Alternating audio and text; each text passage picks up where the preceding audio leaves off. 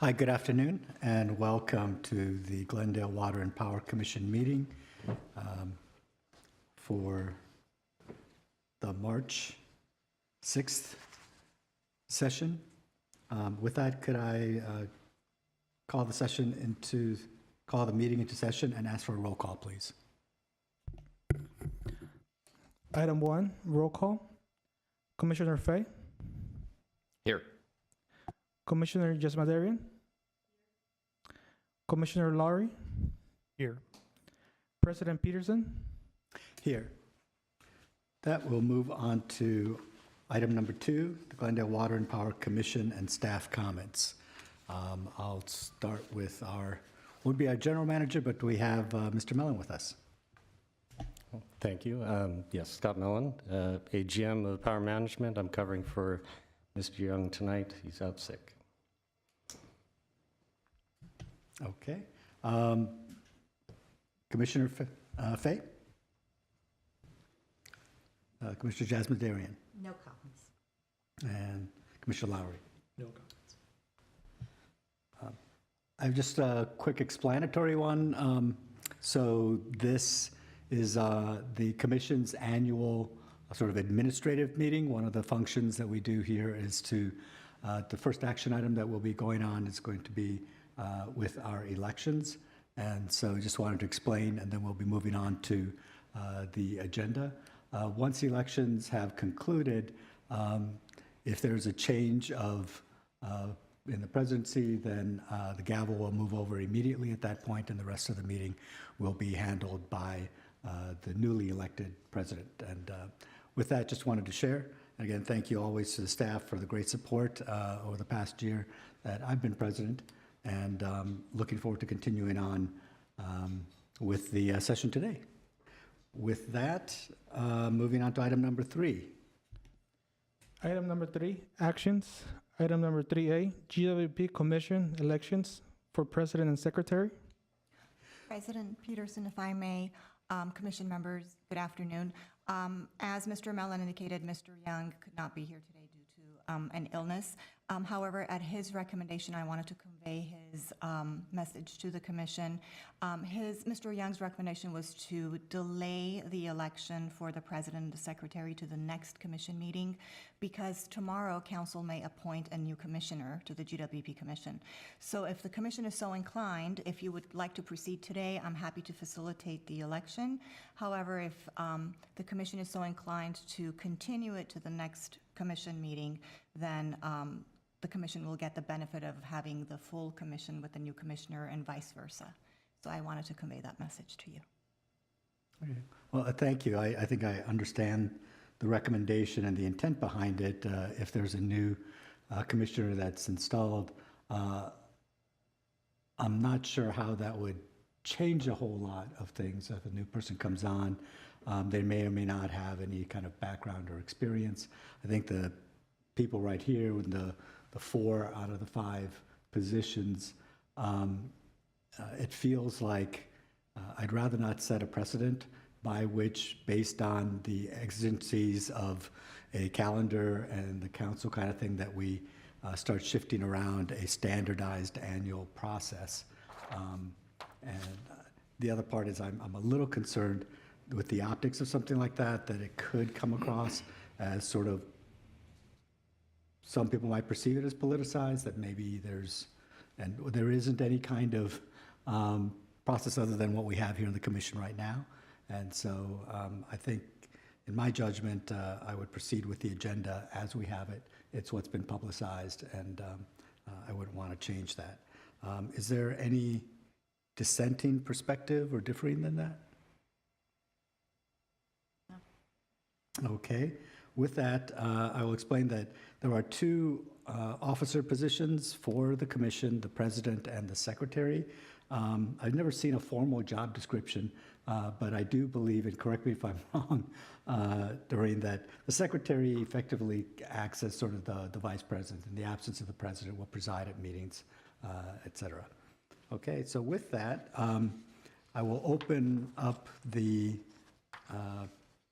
presidency for the president position for nominations. Nominations can come from the floor or anyone, and I think self-nominations are also authorized as well. If we have only one nomination, then I'll go right to calling for a vote. If we have more than one nomination, then we will go ahead and vote on each person and see what the plurality comes out to be, or the majority. With that, I'll open nominations for president. I'd like to nominate my colleague, Commissioner Jasmine for the role of president. Is there a second? I don't think we need a second for nominations. You do not, President Okay. Peterson. Is there another nomination? Hearing none, I will call for the vote. All in favor, and does this seem to be a roll call vote? Roll call would be best, yes. Yeah.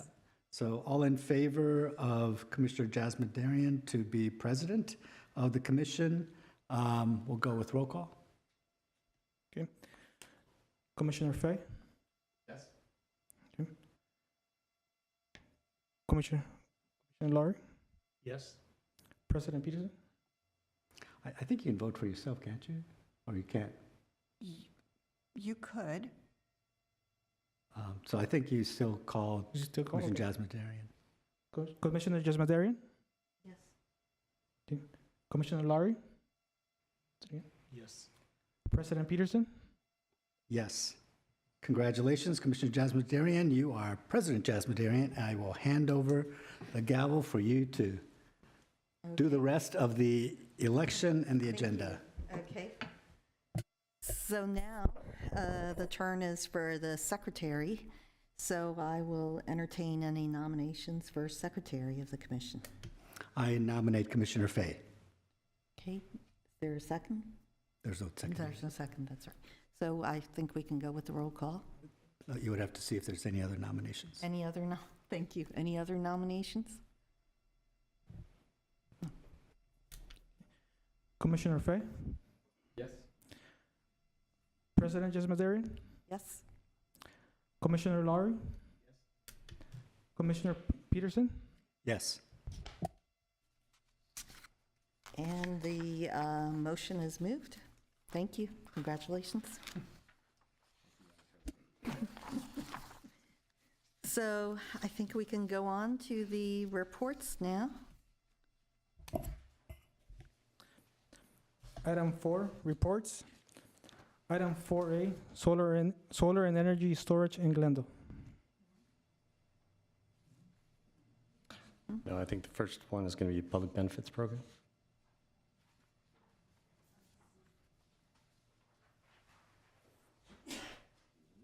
Oh, yes. My apologies. Item 4, reports. Item 4A, public benefits program. So Mr. Herbert Garcia is going to be presenting on this slideshow. Please.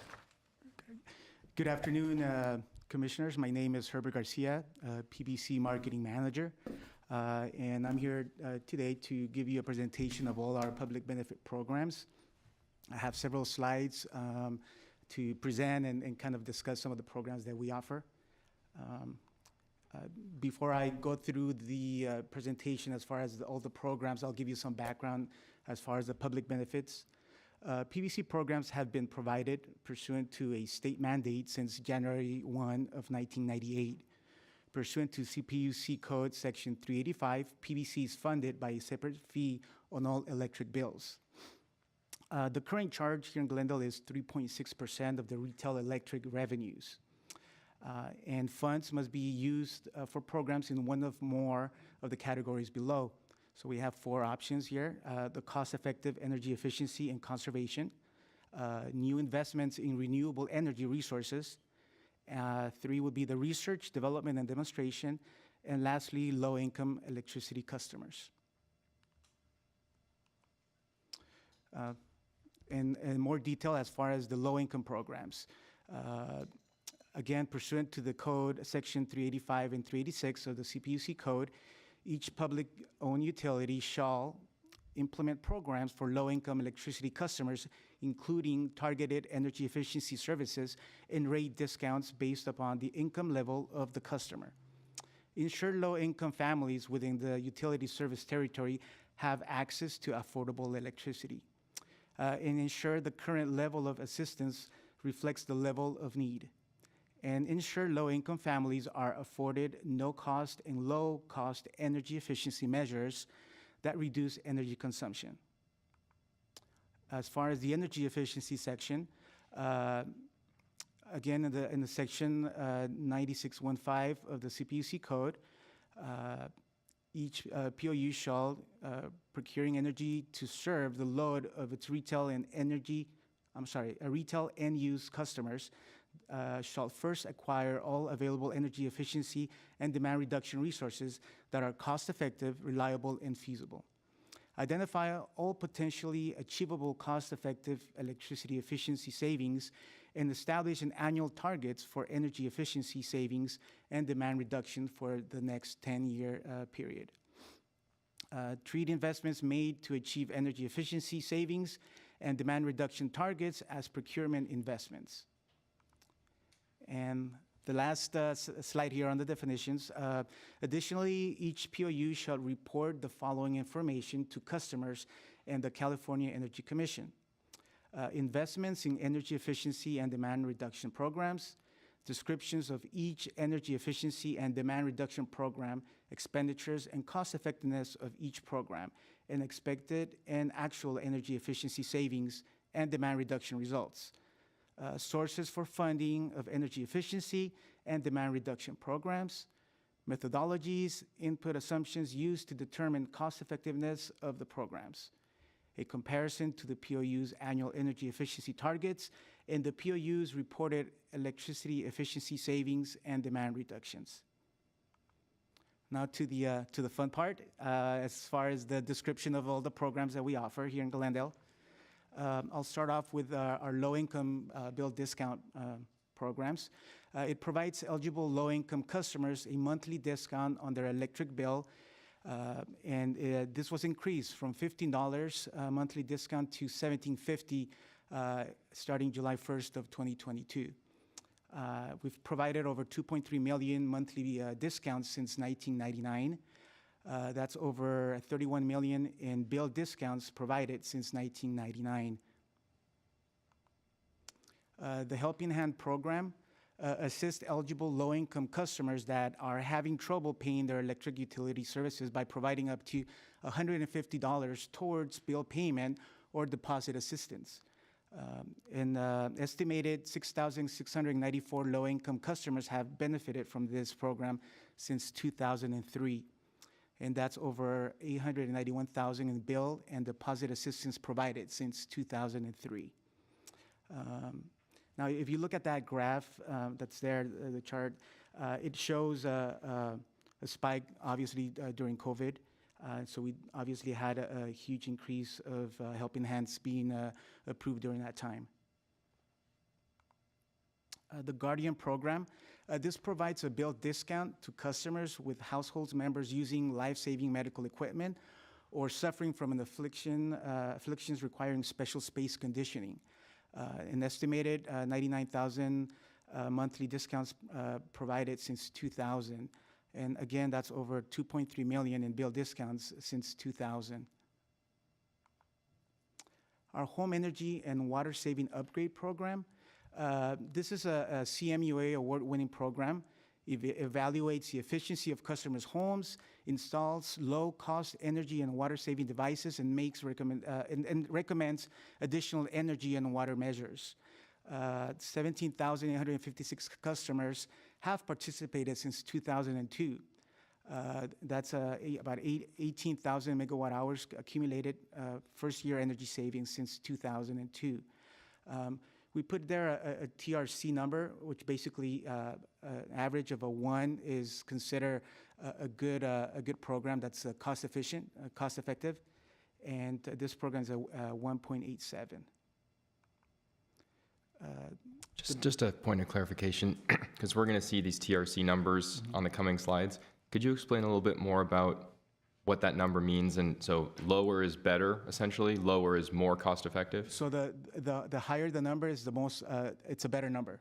So if we the average is a 1 TRC, If anything above a 1 is considered a good program, that's cost effective. We punch in all our numbers, we put all our data of the programs, the cost of the program, all the KWH savings, and that comes out, it gives us a TRC number. So the higher the number that you see on all the programs, it's a better program, a more cost-effective program. The Business Energy Solutions Program is also a award-winning program that provides incentives for large businesses to complete pre-approved energy-saving projects. The maximum incentive increased from $50,000 to $100,000. And this is primarily for our key accounts, our large commercial customers. We've had, since the program started, 440 projects completed since 2000. And again, if you look at the graph there, there was a dip in the last couple of years, again, due to COVID. There's less large commercial customers investing in energy efficiency, but we're starting to see an increase again of the projects that are coming in through our office. The online store for energy and water efficiency measures. The online market store provides customers the ability to purchase discounted energy efficiency, water conservation measures, and smart home energy devices. This store also supports our peak savings program. So customers are able to go to the marketplace and purchase a thermostat, a smart thermostat that can be enrolled in our peak savings program as well. Some of the devices you can purchase right now are smart thermostats, like mentioned, LED lighting, which is the most measures that are purchased in our marketplace are lighting measures, advanced power strips, and water saving measures as well. And we're looking into adding more measures that customers can take advantage of through the marketplace. The Smart Home Rebate Program, it was first offered in 2002, and it provides incentives to purchase of Energy Star and other approved energy and water-saving appliances and devices through an online application portal. When we started the program, we were taking paper applications. We transitioned to an online portal where customers are able to go and apply for a rebate online. Over 50,000 rebates provided since 2002. 10,643 megawatt hours in cumulative first-year energy savings since 2002. Again, the TRC on this particular program is 0.78. And again, like I mentioned before, 1 would be an average of a good program. The Home Energy Reports and online platform. We've been providing this program since 2009, and it provides integrated usage data with third-party housing, GIS, and demographic data to derive personalized insights about customers' energy use. So customers can go to our portal, to this portal, and are able to type in their account and are able to see their usage. It's real data that they can look at intervals of 1 hour intervals, and then they can look at all their usage for the day, for the week, for the month. Whereas before they would have to wait to get their bill to be able to see their usage. This home energy report can also be, it's printed and mailed to home. So let me back up.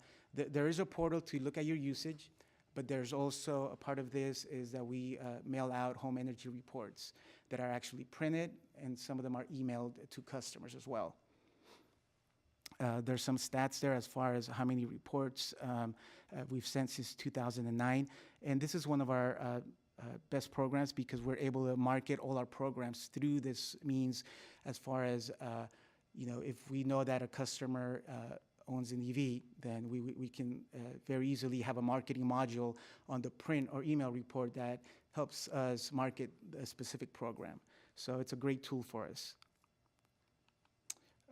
The Tree Power Program supports a cleaner, healthier, and more beautiful Glendale while helping residents save energy. Under this program, qualifying customers receive up to 3 shade trees, stakes, ties, and arbor guards at no direct cost to the customer. So basically, we have hired an arborist that, if you call as a resident, you schedule an appointment, we have an arborist that would go to your home and look for the best location to plant your tree that will give you shade to your home. And customers can get up to 3 shade trees, and these are 15-gallon trees, so they're nice, mature trees that you're able to get from us. Very simple. It's a really great program for us.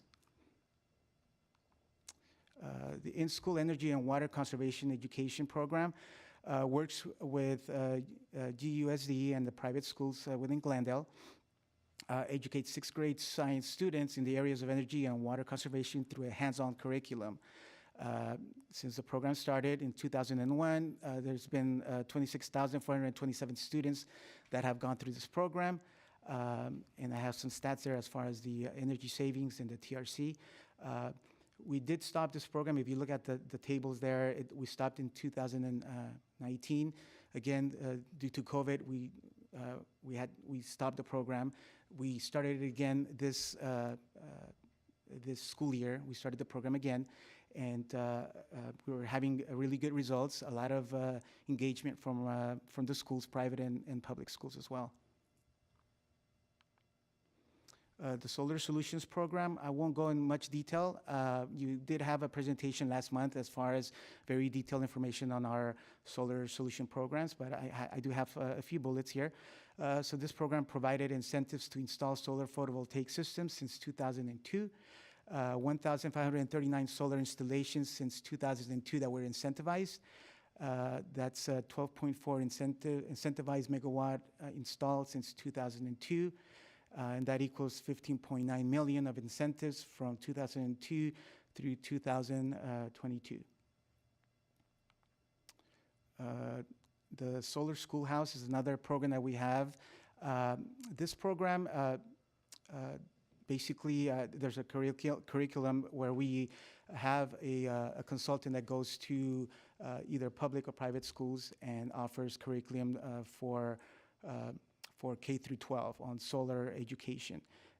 There's been about 7,000 students that have gone through this program since 2007. The peak time of use energy monitor. This program has not been launched yet, but we're looking into doing that before the end of this fiscal year. But basically, customers who sign up for this TOU, for a TOU rate, can receive a monitor like the one that you see on the screen that can be plugged into an outlet at home. And basically, it will tell you when there is a peak event, or you could actually even tell you when the electricity is during the time of use that it's the most expensive. And so it's a really great tool, a great visual for customers to have. So basically, if you're in the time of use rate, if you take advantage of this tool, then you're able to know, a lot of times maybe the person paying the bill, maybe a parent, for example, and if a kid's doing the laundry, maybe you'll see the lights that are red saying, hey, this is not a good time to do the laundry at that time. So it's a great visual for family members to see when is the best time to use and not use electricity at home. The Laundry to Landscape DIY gray water systems. This program offers a rebate of up to $500, not to exceed the actual install cost, for residential customers who install a laundry to landscape gray water system that does not require a city permit. This program has not been very successful yet, but we'll continue to market and the program. It's only, like we have there, 4 rebates have been issued in fiscal year 21-22. The next program is the Smart Home Display Thermostat program. It provides an in-home display, kind of like a picture frame, that functions as a home area network to allow for real-time connection to household appliances and access to real-time electric and next-day water consumption. Customer can also get a smart thermostat with a free installation through this program and a free provisioning for these devices. Now to kind of tie everything in as far as all the programs that I've gone through, this slide right here, it says energy efficiency comparison to California utilities. So basically, every year we need to report all our savings to the CEC. And as you can see, based on all the POUs here in California, our energy savings we're always ranked in the top as far as total KWH savings based on all the public-owned utilities. And this data is for fiscal year 21-22. For fiscal year 22-23, that is due to the CEC in the next week or so. So we're currently in the process of submitting that to the CEC. As far as energy efficiency potential forecast, again, Glendale, if you look at that graph, we're at the top as far as how much our targets are. And as far as a 10-year target, usually it used to be the norm of 1% of retail sales. That was the norm as far as a utility would say 1% of our retail sales will be energy efficiency. As you can see, our new goals is an average of about 1.86% of our retail sales, which is the highest in the state among all the POUs. That concludes my presentation with PVC. I'm available for any questions. Okay, thank you, Mr. Garcia. Is there any questions by the commissioners? Commissioner Fick? I've got a bunch because I think this stuff's really interesting. So maybe we just go back to the top of your slides and we can go through one at a time. Is that okay? Would you go back to slide 2 on the background? So this 3.6%, is that percentage dictated by the PUC, or is that at our discretion to fund at a certain level? How is that? How do we come up with that? So the dictated percentage is 2.86, I believe. Does that sound about right? 2.85? 2.85 would be the percent that is dictated by the CPUC. We did increase it here in Glendale to 3.6%. And that is to just cover a lot of the programs that we're offering. As you can see, there's multiple programs that we offer. And so that was the reasoning behind increasing the percentage. And so by that same logic, we could increase it further if we found some cost-effective program that we wanted to fund, or we could dial it back if we had to, depending on I'm sure we have the conditions. ability to do that if we have a need to do that, yes. And what's the process for establishing that? Is that part of the annual budget process, or is that a city council action, or is that something that this commission decides? Or? President Jasmarian, Commissioner Fay, commission members, it would definitely have to be authorized and approved by the city council. I believe it would go as part of the regular budgetary process to the city council for their consideration and approval. Okay, great, thank you. Let's see. One kind of general question I had is, a lot of these figures are reported in KWH, or kilowatt hour savings, kind of aggregate total energy savings.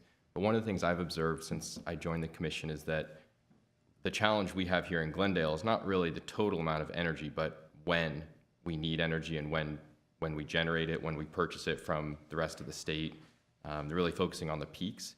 And I'm wondering if you can maybe help talk a little bit more about how we focus on peak period programs. I know you mentioned the new forthcoming energy monitor. What else can we look at with these programs to help steer them towards shaving off peak energy usage instead of, saving a kilowatt hour in the middle of the night when it's not really that critical for us? For many years, we've been focusing on KWH savings. And I think that's going to be one of the transitions that we will definitely make, is to look at our PVC programs and try to see the KW savings and what programs we can benefit to bring to the public. We had all our programs reviewed by a consultant, and that's definitely one of the recommendations that we're going to be looking internally more closely to see what programs we can be to be more creative and not focus so much on the KWH savings, but more KW programs that can definitely bring us more KW savings.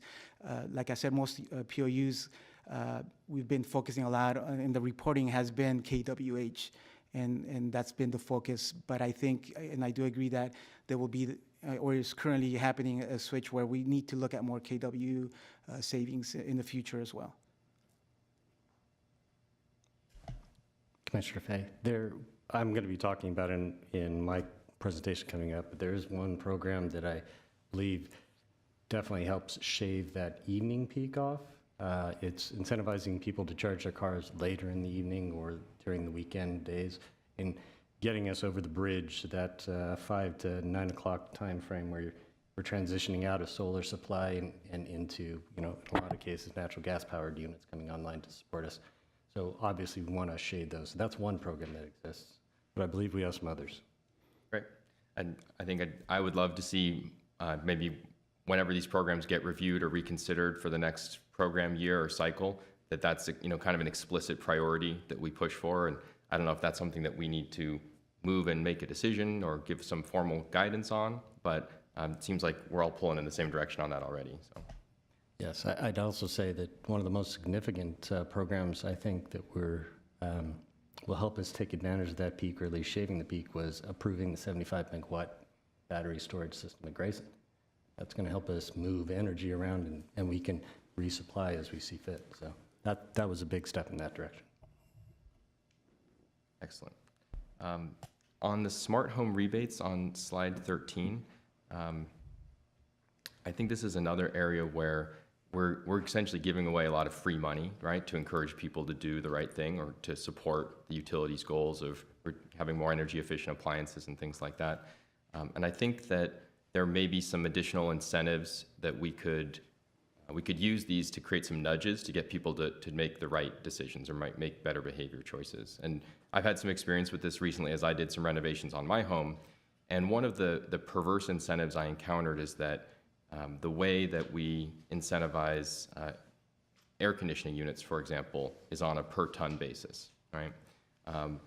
But in my case, and I think this is true of many people's homes, their air conditioning unit is bigger than it needs to be because it was installed 10 years ago when they weren't as efficient. Their house maybe has bad insulation. In my case, 25% of the cold air generated by my unit was being lost into my attic through duct leakage. So that didn't come out until we did an energy audit. And I think there's something we should look at there, that rather than paying people more money to get bigger air conditioners that will use more energy, let's try and figure out how to steer them towards optimizing their whole home system so that they can get by with a smaller unit, right? In my case, it was from a 4-ton unit to a 2.5-ton unit. And it's been a really important part of saving energy at my house. So I wanted to share that feedback with you. And I'm wondering if there's anything that we can do around more holistic home energy audits, so that if you want to get an HVAC rebate, first you have to do a duct leakage test, or you have to have an auditor come out, or we'll pay for an auditor to come and check out your house. Have we thought about any of those kinds of programs? Well, through our residential upgrade program, we do have, there's obviously an audit that goes through, and then they'll go through the home and see and make recommendations as far as what upgrades are needed in the home. So that already occurs as far as through the upgrade program. It can be improved where they can perhaps offer some type of a HVAC leak detection or something like that. But that's something definitely that we can look at to improve our programs. But that's currently going on through that program, that they'll review and make recommendations. And is that required to get that audit before you can submit? It's not required, but it's definitely, it's a good suggestion that we can definitely look at. Yeah, I think that might be a good thing for us to do, is say, if you want this free money from the utility, we want you to jump through a couple hoops and not make it so difficult that people give up, but that we can use that as a carrot to pull them in the right direction. Mm-hmm. And I think that home energy audit for me was the best return on investment of anything I spent trying to make my home more energy efficient, because it showed where to look and what to focus on. Mm-hmm. So I think that would be a good thing to consider, maybe as a condition of getting certain kinds of rebates. You have to go through that audit process. Got it. Similarly with the EV charger program, and I think this is one that's going to be in your slides as well, it seems like we ought to incentivize or maybe require that any EV charger that's subsidized with public money has some future-proofing technologies in it, so that it could be capable of a demand response command at some point in the future. So requiring that if you want a rebate from GWP, your EV charger has to be connected to a Wi-Fi network, for example, so that it could communicate those kinds of signals. Might be something we also want to look at. And similarly with a water heater. I think water heater is a great example where it's not a huge amount of power, but there's a lot of thermal energy storage in everyone's home that has a tank water heater. And you could turn off our water heaters during a heat wave and nobody would notice for a few hours. And that would help shave that peak a little bit. And, a little bit at each home times 80,000 homes would add up a lot. So I think that's something that we could reasonably require. It's a pretty common feature. Again, if you want this financial support from GWP, we need you to get a product that meets certain requirements or something like that. For the EV rebate, we do require, if they're looking for the full rebate amount of $599, we do require them to have a smart EV charger. Oh, great. Yes, Wi-Fi enabled. So that's part of our program, that it needs to be Wi-Fi enabled. In case or when we are ready to integrate this into our, some kind of a demand response program, those chargers are able to participate in that. Could we try and use that precedent and apply that to water heaters as well? We most definitely can look at that. I know that some of the newer hybrid, water heaters do have the ability to have Wi-Fi enabled devices there. So definitely something we can look at. Yeah, that's pretty cool. I didn't think there was anything as like a cool water heater, but like you go out of town for a week, you can turn your water heater off from your phone and save energy while you're gone. So there's definitely some benefits of doing that. Put it on vacation mode, I believe. Yeah, exactly. I think that's everything I had right now. So thank you very much. Okay, any other questions from the commissioners? Okay.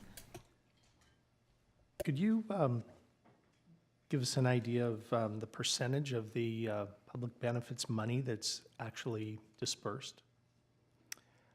On an annual basis, I would say an estimated, our budget is about, that we collect is about $7 million, and it's distributed in the 4 categories.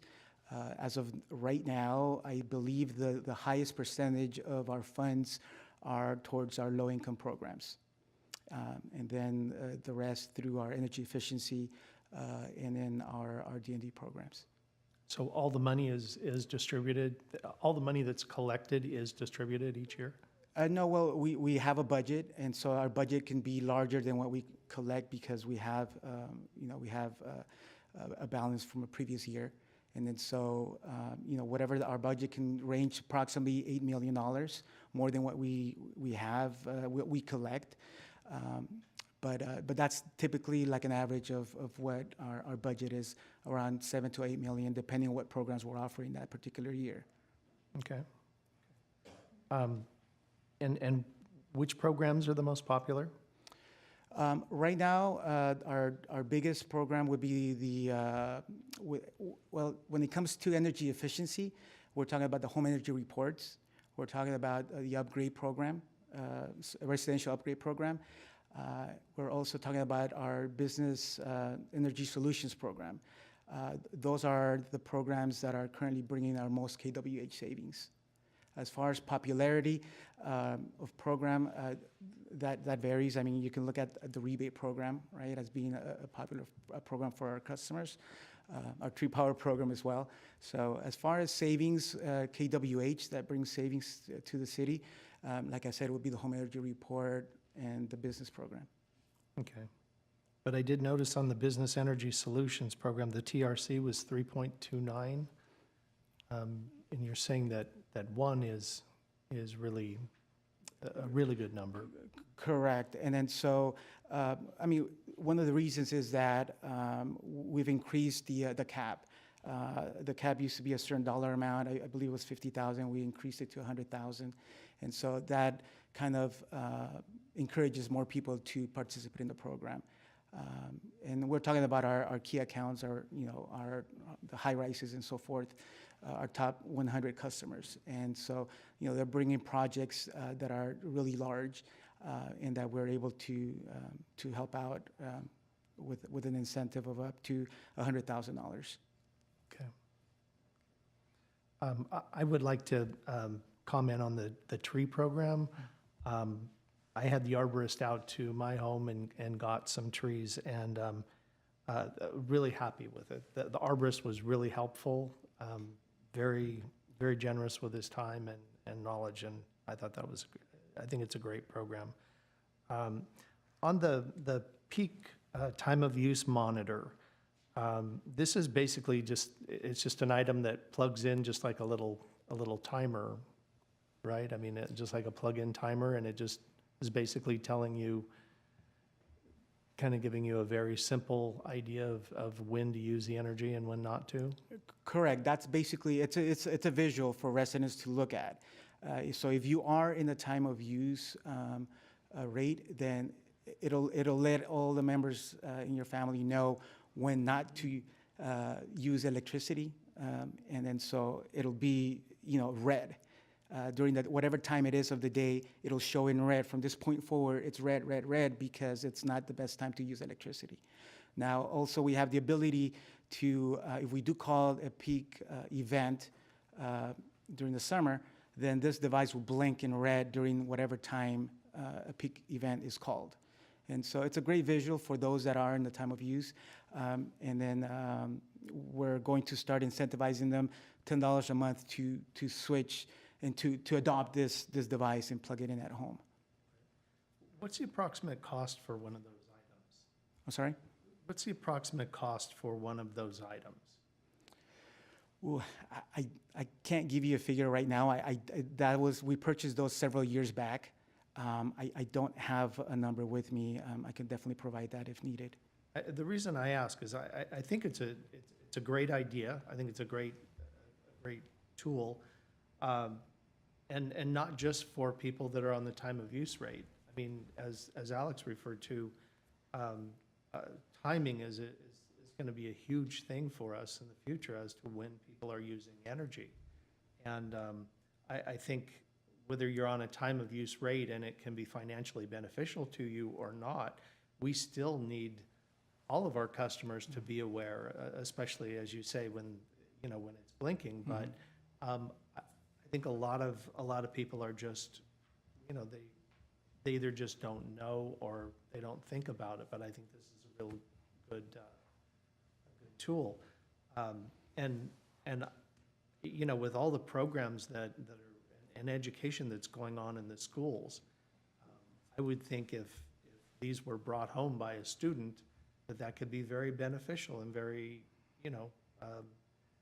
very educational for everybody in the household. And it's something that, is very easy to understand, and it's a good reminder. Mm-hmm. So that's why I was asking about the cost. Is this something that could be given to students, in a particular situation? We can definitely explore that and see if we can apply it in other ways, and probably create a different program. But we can definitely take a look at that. Can you talk a little bit about the information that's on the smart home display thermostat?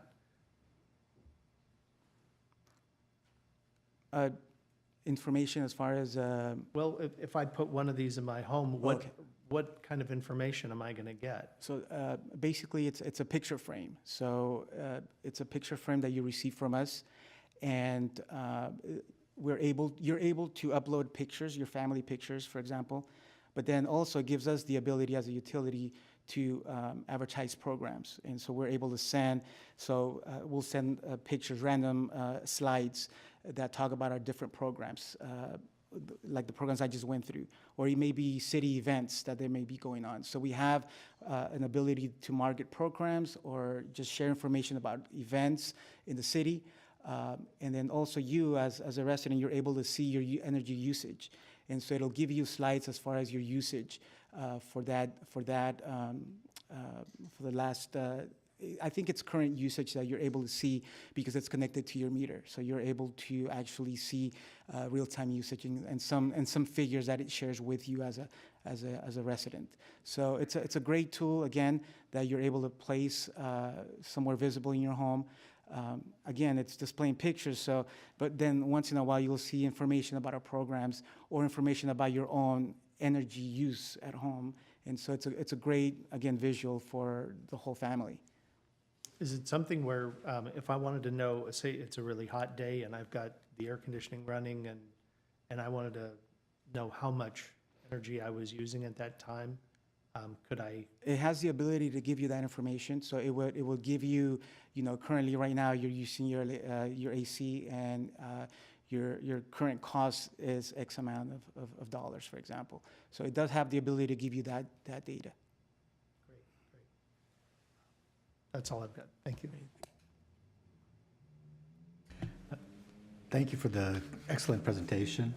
I appreciate that, Mr. Garcia, but a couple of questions and comments that I have, I guess.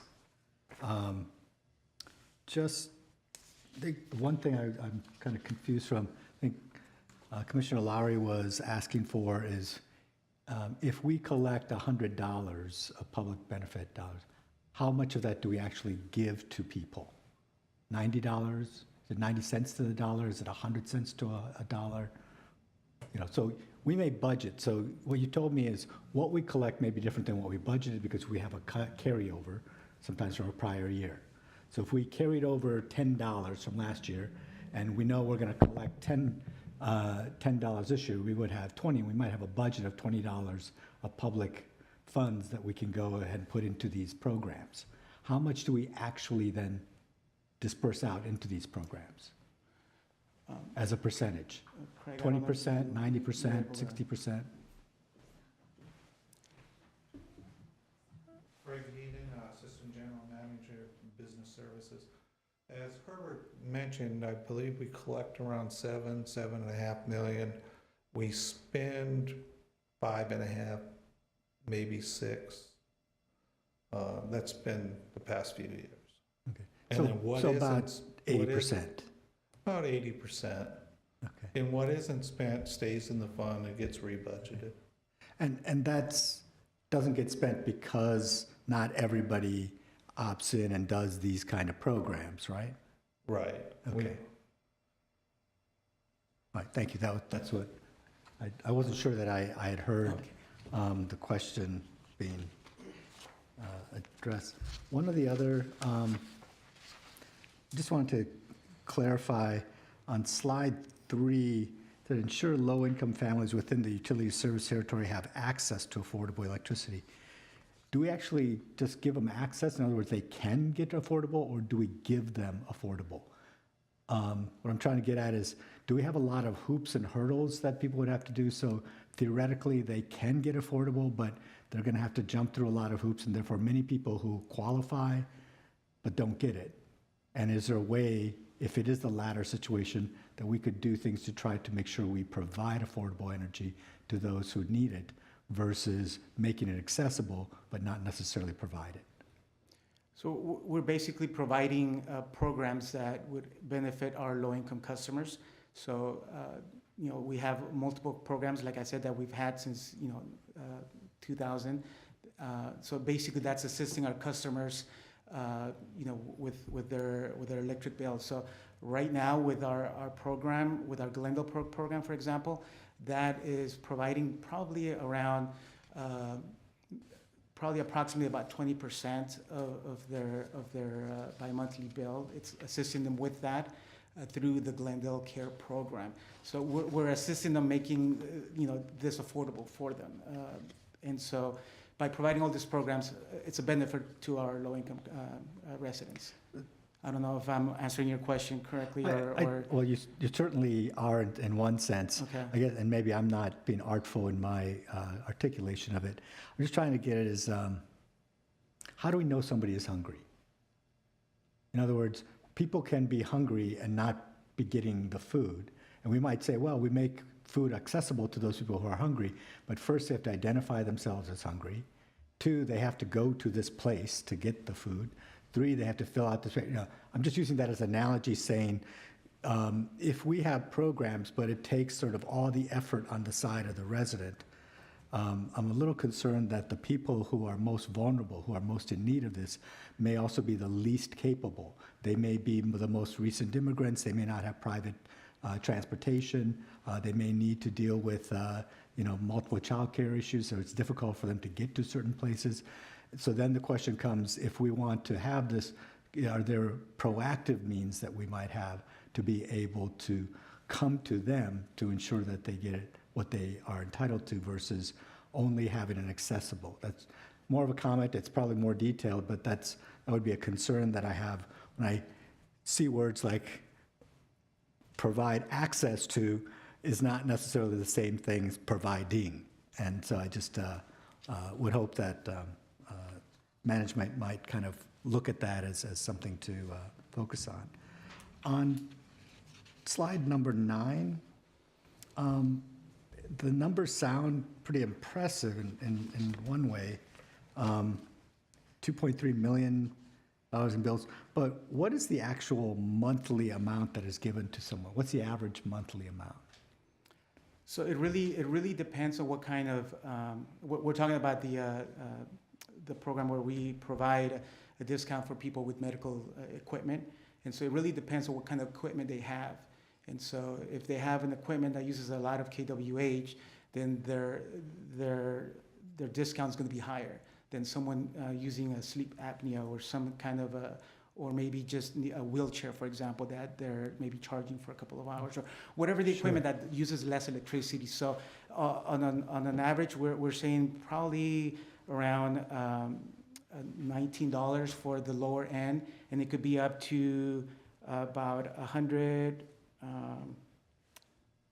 me see. It could be up to $140, depending if, for example, they're running in air conditioning because of a condition. It could be up to $140. So it really depends on what kind of equipment they have and the discount they're going to receive. And that is helpful because, again, I guess when we look at, and this is where maybe I'll have a general comment about the TRC, is I understand the TRC, the total resource cost is a measure that all utilities have historically used, but it has been under criticism for measuring sort of one-dimensional kind of stuff. And so this is sort of one example of where if someone has life-critical saving, we know that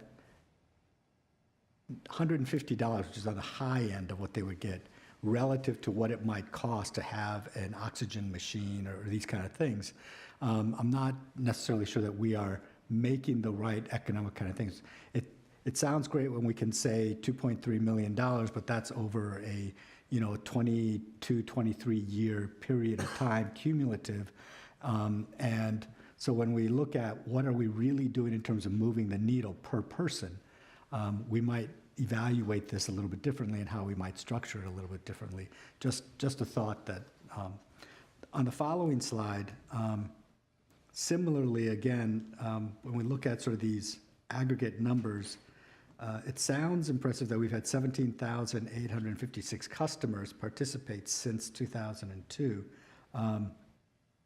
We know that we have about 73,300 households in the city of Glendale.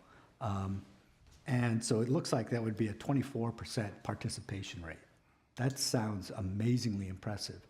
I'm just, that seems too amazing to me. I'm not quite sure that, so it might be helpful is to if we're able to figure out what are the unique number of customers. What I mean by that is one customer may qualify for, they're doing a water thing for their water heater, they're doing a different thing for their air conditioner.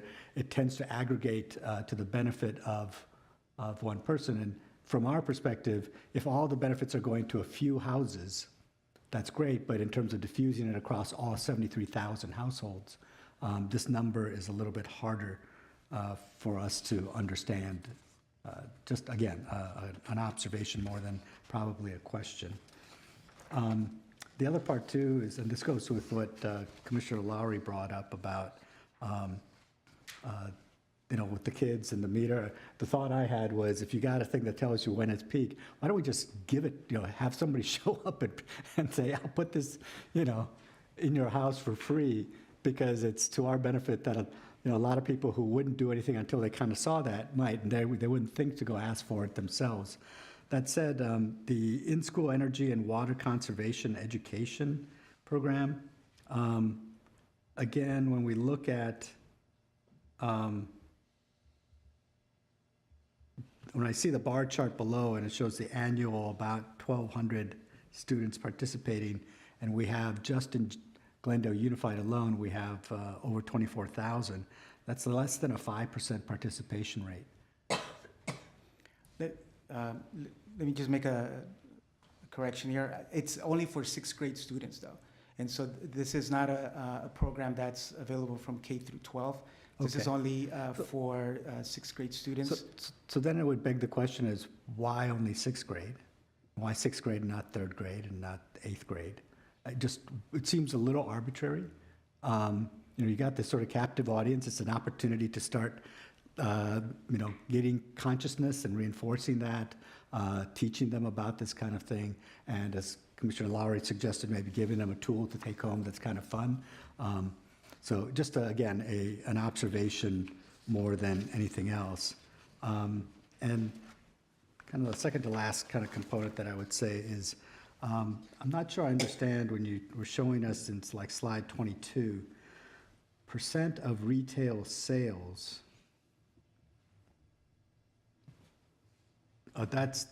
Is that the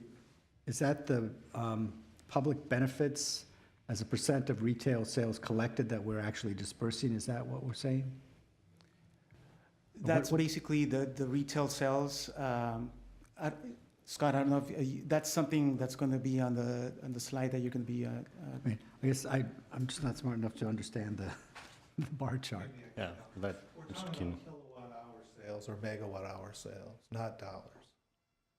Okay, and so the % represents savings, or what does? Yes.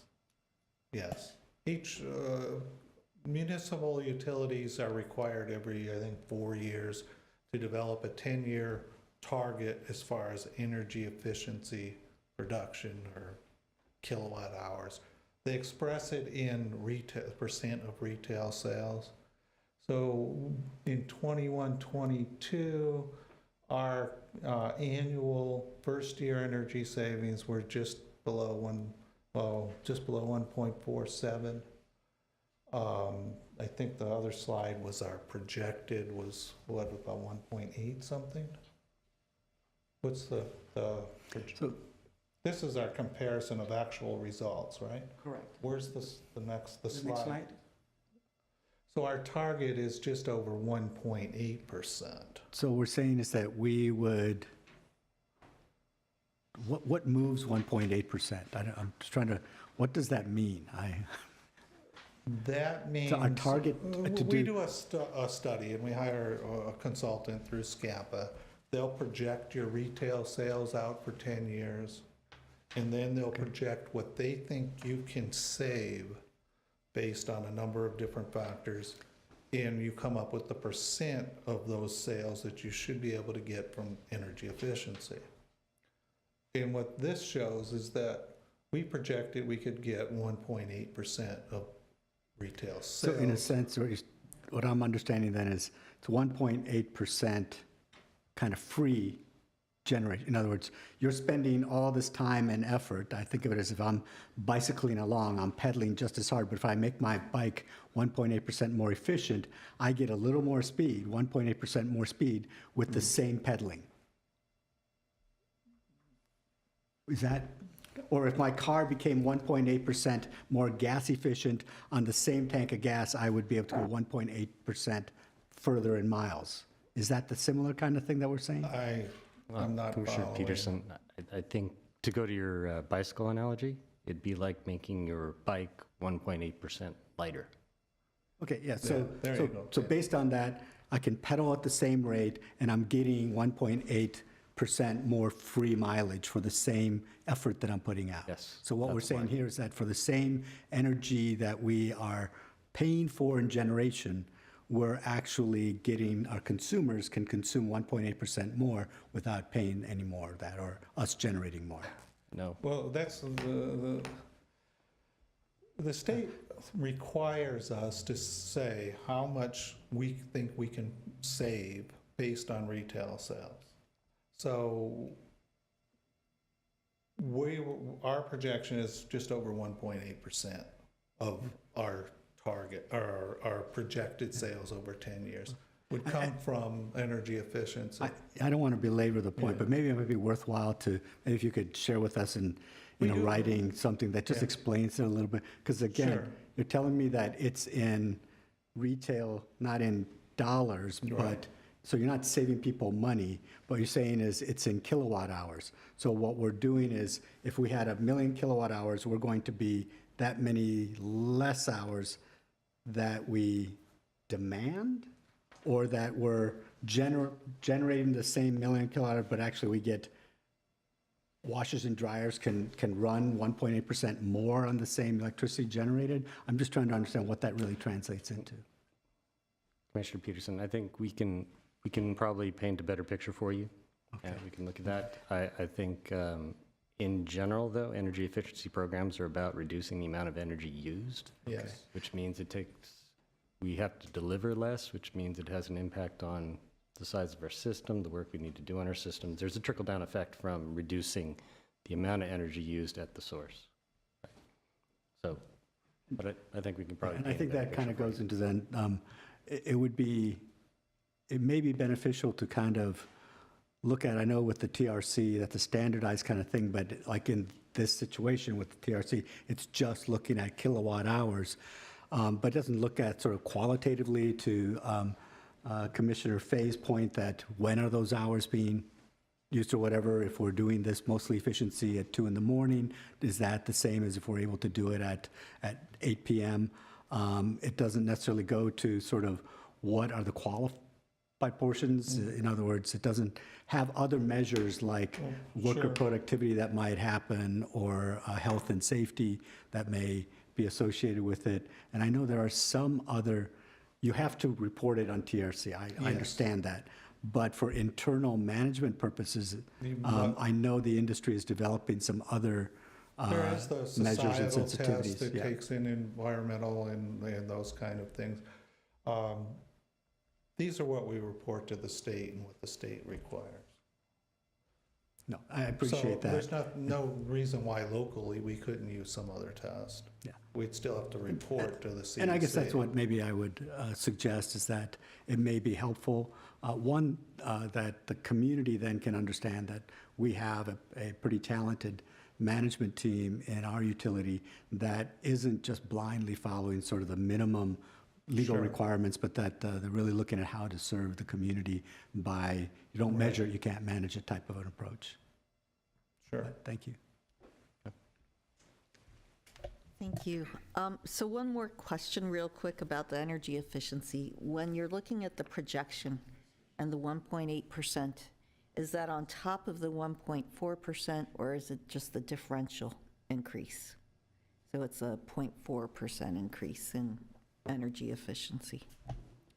I'm sorry, President Jasmadarian, with the 1.4%? So we've already achieved 1.47%, a little bit lower than that, and this is showing 1.8% as the projection. Is the 1.8% in addition to the 1.47%? Okay. I'm trying to remember where you got the 1.4 from. Previous slide, Oh, previous slide, okay. the actual versus projected. Yeah, our goal was 1.8%. We achieved 1.47, so we're below the goal. Our goal was pretty high. As you Okay. can see, we're the highest in the state. And yeah, we missed the 1.8%, but that was a stretch goal to begin with. Okay, got it. Thank you. Yes. So kind of a general comment, but I think this is a good example of it. What I've seen, a lot of the presentations we get have impressive and big numbers on them, and they show Glendale in first place, and that's all great. But I think what would be more helpful for me, and I think for us as a body, as advisors and helping management, is where are there decision points to be made? So in this case, our goal was 1.8%, but we only achieved 1.4%. Why? Why did we come up short? What would we do differently next year? Do we need to consider canceling certain programs that are underperforming? Should we shift more money to programs that are overperforming? That's what I would like to see when we talk about a project like this, because that can help me put my, creative strategic hat on and say, let's try to find the way to thread the needle, instead of just kind of reporting the news of it's this many millions of dollars and millions of megawatt hours and that kind of thing. And then I think another specific comment around that for this program is essentially this is a portfolio, right? We have, a total pie of energy efficiency, and it's made up of different slices of the pie. And some of them are more cost effective than others, right? As measured by the TRC criteria. And some of them are bigger or smaller than others. And I think an analysis of which programs are performing better than others, in kind of a comparative sense, would be a relevant thing to share so that we can make a decision to say, let's double down on shade trees because it's cheap and it's effective and people love it, and let's dial back on, this kind of home rebate because it's not getting much traction, right? I feel like that would be a really good discussion for us to have and be good advice that we could share. But I don't know that we've really got the presentation to put those in a comparative context.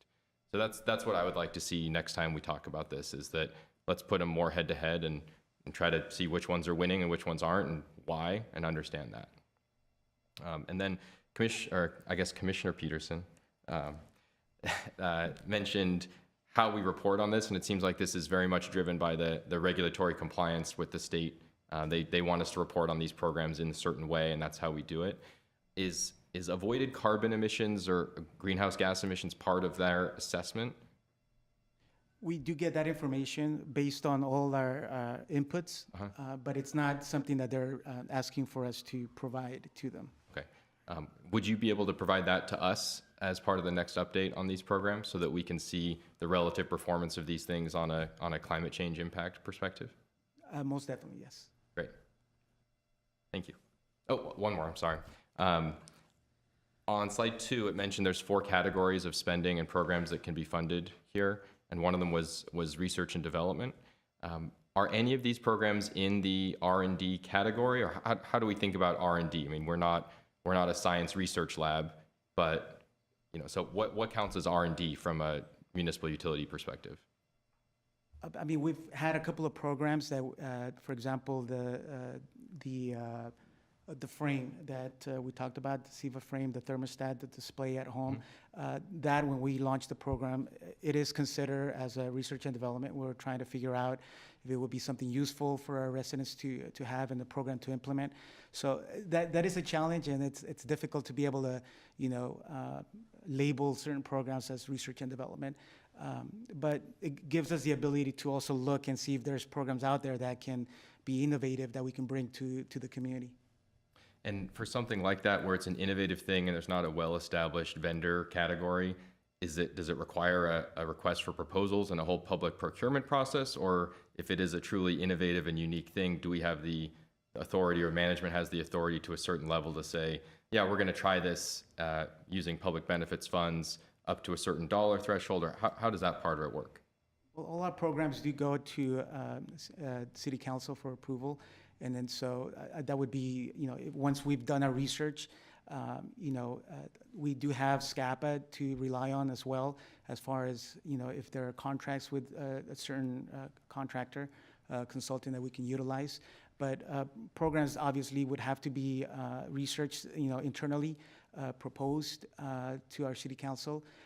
And we do have the ability, like I said, to partner with SCAPA to see if there are vendors out there, or maybe they can assist us with giving out an RFP for a particular technology. Just like to add to that a little bit. So there are mechanisms for sole source and single sourcing products and vendors. That still goes through the City Council. If there was something that was truly research and development, it is highly likely that it could be a single or sole source thing, right? And I think there are possibilities. There are ways that we could definitely preview a project, proof of concept, put it out there, but work with a vendor. I know in previous places that I've worked, we worked on a different type of battery, a very small version of it, and we were installing it. We were looking at using public benefit funds also for that. But it was a single source also. Okay, great.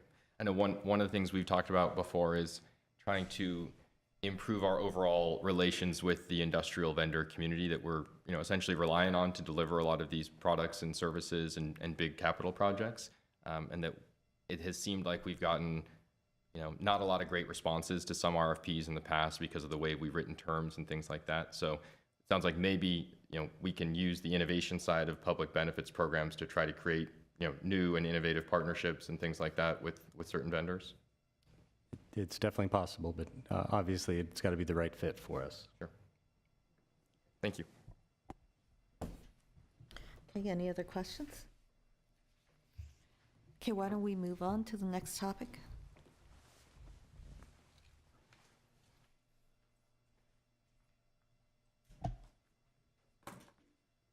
Item 4B, energy briefing. All right. Good afternoon. I'll be giving the presentation on the energy briefing. Essentially, what we're looking to do with this is to give you a little bit of history on our efforts so far in supplying energy to the city of Glendale, as well as bring you up to speed on some of our current efforts. Thought it'd be appropriate to kick us off going over the energy discussion with a review of our renewable portfolio standard and its status. This chart shows DWP's actual and forecasted clean energy position in relationship to California's renewable and zero carbon targets of 60% RPS by 2030 and 100% clean by 2045, including goals under SB 1020, which just recently became a bill as of September 2022, and which adjusts our RPS actual trajectory by creating new clean energy targets at 90% by 2035 and 95% by 2040. Originally, SB 100 had those at 73% and 87%, so they were significant changes. The purple line shows Glendale's accelerated goal to reach 100% clean by 2035. GWP is committed to meet and achieve its clean energy goals and mandates. We have an active program in place to continuously evaluate and develop renewable projects. We collaborate with other SCAPA participants to enter into power purchase agreements for renewable projects that would otherwise be too large for Glendale alone. We are very much beholden on taking advantage of the size of LA and cooperation with other individually smaller sized munis working through SCAPA to get access to those large projects that will drive the costs down. We recently added Whitegrass and Starkey Geothermal, Eland Solar plus battery, and of course, Shoal landfill gas renewable projects. New local DER, distributed energy resources, and imported renewable projects will be added in the near future to help close some of the gap. The additional 72 megawatts capacity that we'll be receiving through the Southern Transmission System upgrade, which is tied to the IPP renewal project, that's going to give us the ability to import more renewable energy from that region down to us. So we'll have access, and that should help us in the future. I guess would you like to go one slide at a time and hit these questions right away? I'm open to that if you'd like to do it. If you have questions, yeah. So what we need to solve for is the white space between the top of the green bars here and the purple line. That's right. That's the gap that we need to focus on. That's right. And that looks like that gap really opens up in about 10 years. And is it a 5-year lead time to launch big scale projects, or a 10-year lead time? Do we have a chance of hitting it at our current rate? Are we already behind, or are we doing well? I will say we definitely took a hit. The whole industry took a hit during COVID, and with the issue of very particular types of material not being available and supply chain having issues. Whether or not we can get there, I can't say no, but I have to say time will tell. We are moving along in the right direction, but I will say in order to stay on track from a timing perspective, it will cost more dollars to meet that. So that's going to be our significant hurdle that we have to reach. And those dollars, those more dollars, ultimately come from the rates that all customers pay to support the utility and get this clean energy, right? Yes, it does. So we can expect that as we continue to pursue cleaner energy, the energy will get more expensive in a general sense. Yes. I've heard the comparison of 20% of the effort for 80% of the product and then vice versa. We're in that vice versa point, where it's going to take a lot more effort to get those last 20%. We already got the easy projects. Yes. Any other questions from the other commissioners? Okay. The Power Source Disclosure Program provides information that is accurate, reliable, and simple to understand, clarifying the sources of energy that are used to supply energy to retail electric consumers. Just want to clarify that the power content label's renewable percentage, it's not the same percentage reflected by our RPS percentage. Those are determined in completely separate methodologies. But this is a good reflection based on what we've done in the past year of our mix. Want to point out a few things. You'll notice that this is for calendar year 2021. 2022 will, I believe it becomes available in April of this year when we finally have the updated information. The renewal percentage decreased by 4.6% from 2020 due to the Star Peak geothermal project delay. So that was a good example of supply chain issues falling apart and material falling apart. So we're working on that.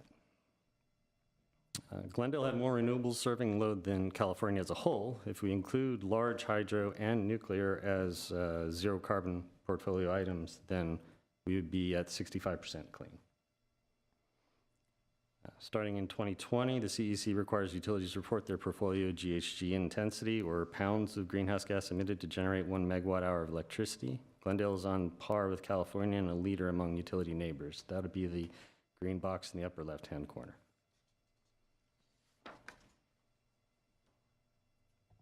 Have any questions? Oh, sorry. The 0% solar kind of jumps out. I know we spent a lot of time talking about solar. How is it at 0%? Is that an accounting issue, or what does that mean? No, it's not. It's, let's see, I think it's what qualifies as solar from external to the system. G, would you like to come up now? And I know there have been community advocacy groups pushing for 10% solar. I'm wondering how these percentages all stack up, if they're even comparable. Yeah, good afternoon, everyone. So basically, the way it works in here, these are all in front of the meters. Let's just, look at it that way. Anything behind the meter is not part of the power content label, because this one is the energy that we're selling to our customers. So those solars that you see on the rooftop, these are not included. These are the solar projects or grid scale solar projects that we bring in and supply to our customers. We did have some, like in 2021, but we do have a project that actually came online in 2022.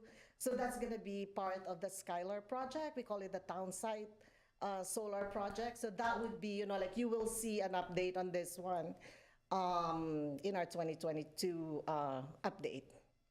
And later on, we will have the Elan project. Unfortunately, that one is a little delayed. So we will see this bucket going, increasing in the future. So the function of customer solar on rooftops reduces the denominator of total energy we need, but it doesn't show up. We don't get credit for it here, right? What about like the city solar projects that you're going to talk about a little bit later? Would those count here? Yes, those are all going to be in front of the meter. Okay. So we view it like any other generation in our system, like our power plants. And then on the eligible hydroelectric, I'm not aware of some giant reservoir or waterfall that's in Glendale that is not in Burbank or where does that come from? This one is actually our Titan project that's up in Yakima, Washington. We share this one with Burbank. So we have that, and at the same time, if we will purchase, let's say, short-term spot purchases, and our counterparty will source it from those small hydros from up north, then we will get some in our power content label for that. So some of this is planned by big project, and some of this reflects on where we actually buy power on the spot market, and that all gets accounted for here? That's correct. It's the actual source of the generation. That is if we actually specify when we purchase it. But if we do, let's say, like buy from some platforms, those are what we call the unspecified sources. We don't know what the source is, right? That's why there's a bucket here for unspecified sources, but most of that one is actually, like zero, because when we purchase now, like we actually want where the source is coming from to Good make sure, idea. like it I think is- that's a good idea. That's correct. Right, thank you. No worries. Not everyone does that. Okay? Just- Go ahead. So to that point about, since the state of California has about 14% so generated by solar, that it's in the grid, and if we're at zero, why is our peak going to 5 to 9 p.m.? The reason for that, if you're Los Angeles or if other parts of the state of California, is because that 14% of solar is falling off during that time and must now get replaced. If we're getting 0% solar, we don't have that. Our costs should stay flat. Commissioner Peterson, the system acts as a whole. First off, all the grid moves in tandem with supply. So if there's we're kind of talking about the belly of the duck and the neck of the duck. I believe you guys are familiar with that description. It's been around a little while. CAISO still drives the overall influence in California because they're the prime mover for energy. A lot of this solar that's counted in the California mix is coming from the CAISO. So there's an abundance of energy available at the middle of the day, not so much in the evening. So everyone's scrambling for it, and it does drive prices up. If you're asking why our load has that kind of evening peak, it's influenced by people coming home and turning on their washers and dryers and everything when they get home or plugging in their car. So we're still driven into that second peak by the load increasing, but us not having the energy at that time, because that energy would normally be available in the middle of the day because it's solar. No, Scott, thank you. I was trying to get that clarification.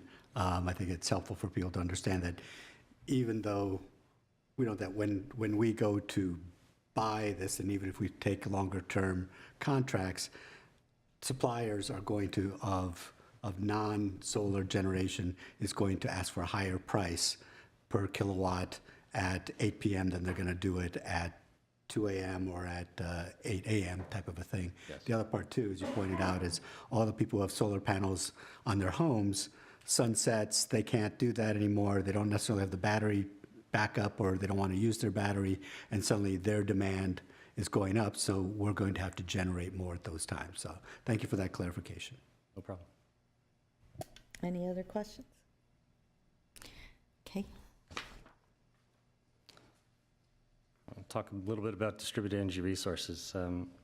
As this graph indicates, we've experienced significant growth with distributed energy resources. Currently, approximately 2,450, or about 2.75% of Glendale Water and Power customers have solar PV, providing approximately 25 megawatts of installed behind the meter capacity. And behind the meter, again, we're going to emphasize it's important because it's more about load displacement than it is about solar energy in the system or energy in the system on that side. From a historical perspective, in 2002, Glendale was one of the first municipal utilities to offer solar rebates in California, so we got a head start. 2007, we installed the first city-owned and operated solar system at Glendale Community College. In 2016, we installed our first 1 megawatt grid-scale energy storage at Grandview substation. So we have a battery there. In 2019, GWP customers started to install battery energy storage either combined with their PV systems or as standalone installation. As of today, we have 150 installations. Approximately 6% of PV systems are paired with energy storage in our system today. Any questions here? Any questions? Okay.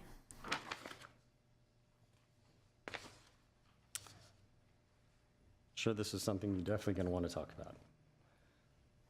So solar on city-owned sites. From July 2021 to August 2022, Black & Veatch, acting as owner engineers for Glendale Water Power, evaluated 101 city-owned properties for possible solar photovoltaic installations and identified 65 viable locations. These 65 sites represent an estimated 14 megawatts of solar-generated power. We say estimated because we haven't done it yet, and we have to, depends on the efficiency of the solar array, how it's installed, how much sun hits it, and everything. We plan to implement the solar PV system installation program in phases.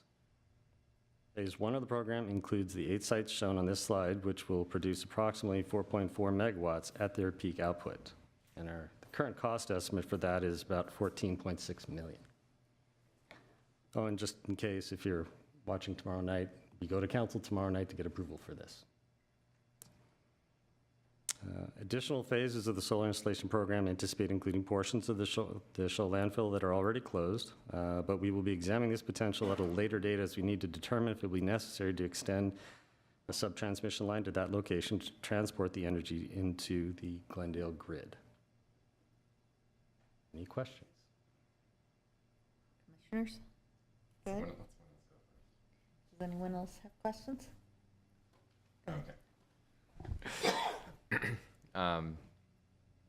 In the same kind of portfolio management approach concept here, I imagine roughly the bigger projects are more cost effective than the smaller projects, or how do you see that balancing out?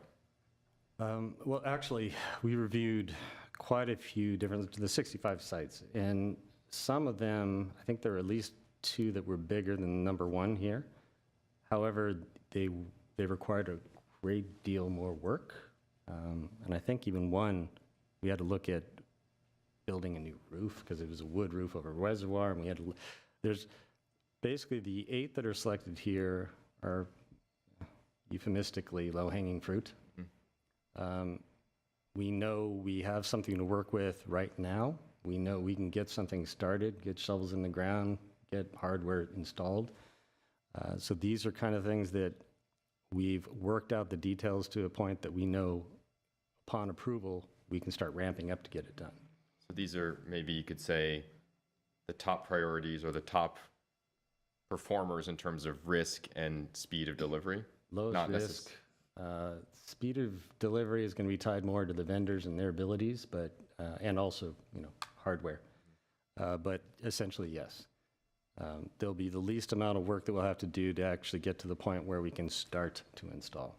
And then maybe as that first phase is getting shovels in the ground, we can start planning phase 2, and this may be like a 10-year process, or? Yeah, that is our intent, to actually start a phase 2 process of selection and identifying next projects even while the first phase is being implemented. Great. And I see it's an EPC structure. Did we consider an alternative, maybe a power purchase agreement? I'm thinking about differential tax credit benefits and things like that.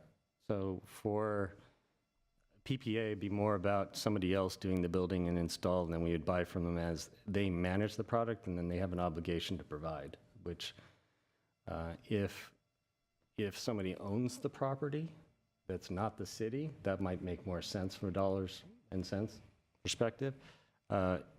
Since we own the property and we're putting the work in, even if we hiring a vendor to put it together, PPA doesn't make sense, money-wise.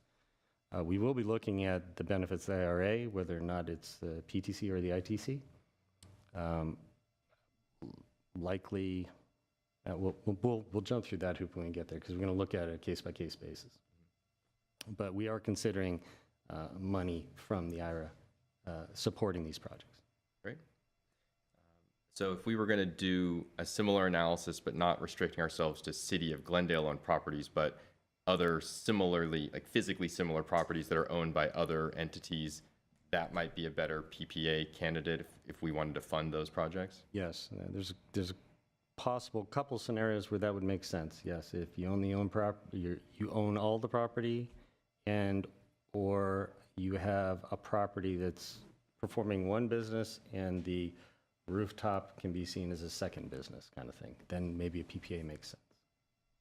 And is that another maybe parallel process or follow on after we've looked at all the city sites? I imagine there are some sites that are suitable for solar that are not owned by the city that we might be interested in developing as in-basin solar resources? We're actually considering a couple options right now. We're looking at the feed-in tariff, and we're looking at possible scenarios for PPA that are, there's a point where a FIT plan and a PPA kind of merge, where there's the mutual benefit of either one or the other. It's a little hard to decide which one makes the most sense for a business owner, but we're kind of looking at those possibilities now. Great, thank you. Any other questions? Okay. So just in case you're wondering how Glendale was doing compared to the other cities, the customer mix and demographics of some of the cities are very different from Glendale's. So if you see this breakdown, I think what you need to consider is Glendale has a lot more multifamily units than single-family units or homes, thus more renters than owner occupants, which reduces the number of customers who can potentially install solar. I think everyone's pretty familiar with that uniqueness for Glendale. However, even if you look at this, what you begin to realize is that Glendale, LA, and Anaheim have a very similar capacity as a percentage of peak load. What that means is we're taking about between high 7 to low 9 or low 8% away from our peak load with this penetration. And the kind of cool thing I think about this is Glendale's about 30 square miles, Anaheim's about 50 square miles, LA is about 500 square miles. Now, Anaheim and LA have a lot more territory to work with, and we're doing about as well as they are. So I think we're doing pretty good. Any questions on this? So I think this slide will probably point out a question that Commissioner Fay was brought up, the peak savings plans. Yeah. The demand response programs are helpful if people respond. I'll put it that way. But so in addition to our solar installations, we have multiple customer-based incentive programs, including the Franklin Demand Response Programs, which essentially would be used to shave our peak on high load days. For residential, we currently, through the end of February, have 2,189 thermostats enrolled, about 2 megawatts under control, and that puts us at a total of 34% of our program goal on the residential side. For CNI, 25 sites enrolled, about 0.6 megawatts under control, a total of 15% is the program goal for CNI. Overall, total to date, about 2.6 megawatts, and about 26% of our program goal is met. In 2022, we had 2 demand response events in July, 1 in August and 8 in September. I think you guys all remember September. Outreach continues to the top 300 commercial customers by GWP staff. That's phone calls and emails and whatever we can get a hold of anybody who's interested.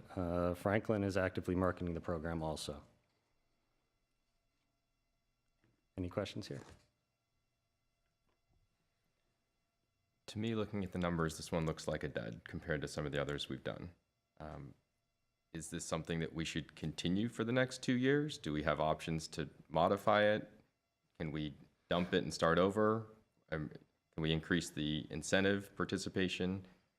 Or are we destined to ride this out through the end of 2024 in its current form? That is a loaded question, and I'll attempt to answer each piece. But what it comes down to is I wouldn't turn off any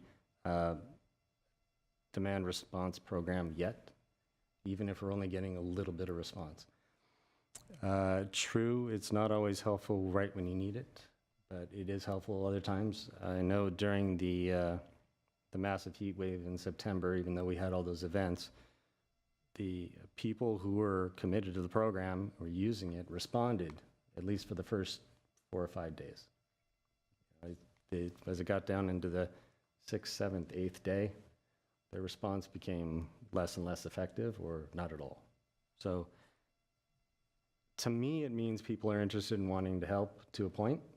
So we might need to find a couple ways, maybe incentives, maybe getting more people involved in it in general, but I'd be remiss if I said it's worth canceling. I think it's good to have these demand and response programs and have some options. So I don't think we should cancel it. It seems, it's all incremental positive, Yes. right? Yeah. But it doesn't appear to be on track with its own stated goals, right? So maybe how could we modify it? Do we need to renegotiate the contract with Franklin, or do we need to fund the incentives higher? What could we do to make this achieve its goals better? I can't say that I have all the answers right now for that. Demand response programs have, I guess, let me paint this picture. One of the original demand response programs from SoCal Edison was based on the idea that you had your air conditioner on just like everyone else at the hottest times. And the original ones could send a signal to shut off the air conditioner if it was on. First, if it wasn't on, it had no benefit. If it was on, you could bypass that command. So during load events, Southern California Edison would be looking at a feeder and see, I know I have 5 megawatts of load I can shed here through the demand response program, and they would flip the switch and send that signal and get half a megawatt in response. And everyone still got paid. It was still, I think it was $200 in the program. I don't know that paying people more is going to incentivize them to do more. I think having people understand a little better the influence they might have on helping everyone is probably the only real method to get people involved, but it's more of a social question than it is an engineering question. I would suggest, yeah. I would suggest maybe there's kind of a behavioral economics aspect of it too, and kind of coming back to this idea of nudges and the immediacy of it, and the idea that if you stay enrolled in this program for a whole year and you don't break the rules, you'll get $50 at the end of the year. That's a pretty distant incentive that is not that big to begin with. And this is another comment when we get to the off-peak charging program, I think it's similar.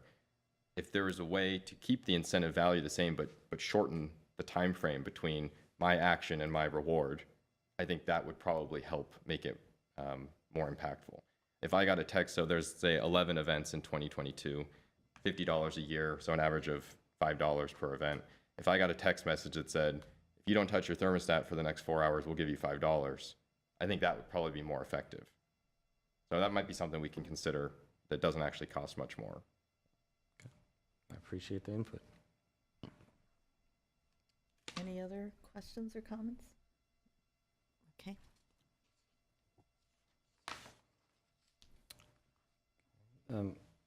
This might seem a little repetitive. I'm sure Mr. Garcia covered some of these, and there's going to be like 3 other slides that we kind of just barely touched, but it's from the focus of power side of the house. So, felt it might be beneficial to give a little extra detail on this specific program. With respect to the energy efficiency program, GWP's been offering incentives since 2020, though through June 2022, we've invested approximately $48.6 million. Similarly, with respect to local solar projects, we've invested $18.5 million in local solar. And since 2001, the average first year savings of each of our EE programs is almost 13,000 megawatt hours. So I felt like that was worth noting. Any questions here?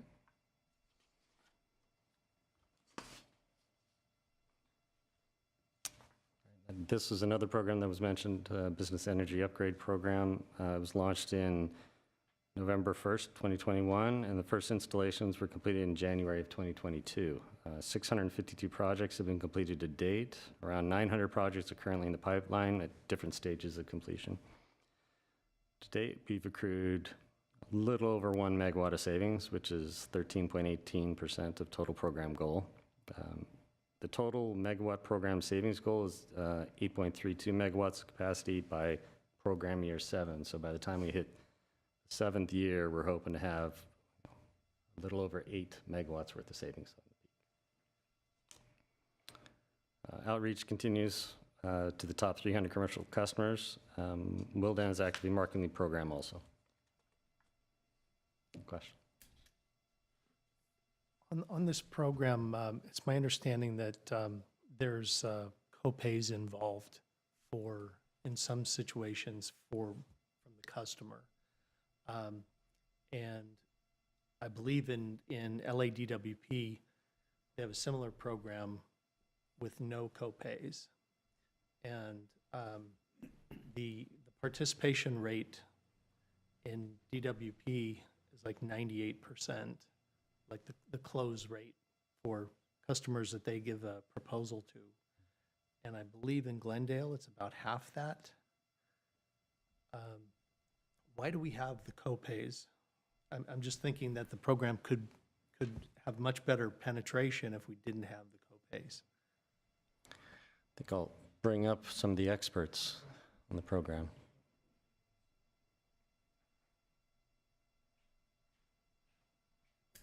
Thank you.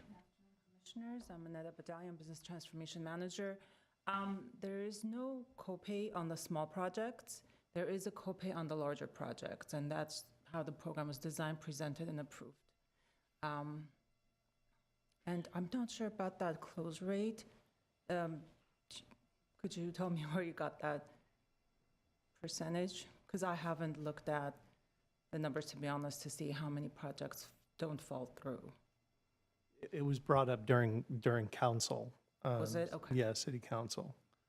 Okay, I'll look at that number, because I did not have the impression that it was 50%. That's what you said, right? 50%? Right. Yeah, that was just what was brought up during council. And what's the thinking behind not having a copay on the small jobs, but having the copay on the large ones when the large ones are going to get us closer to our goals? It's much cheaper for Wildan to do the smaller jobs.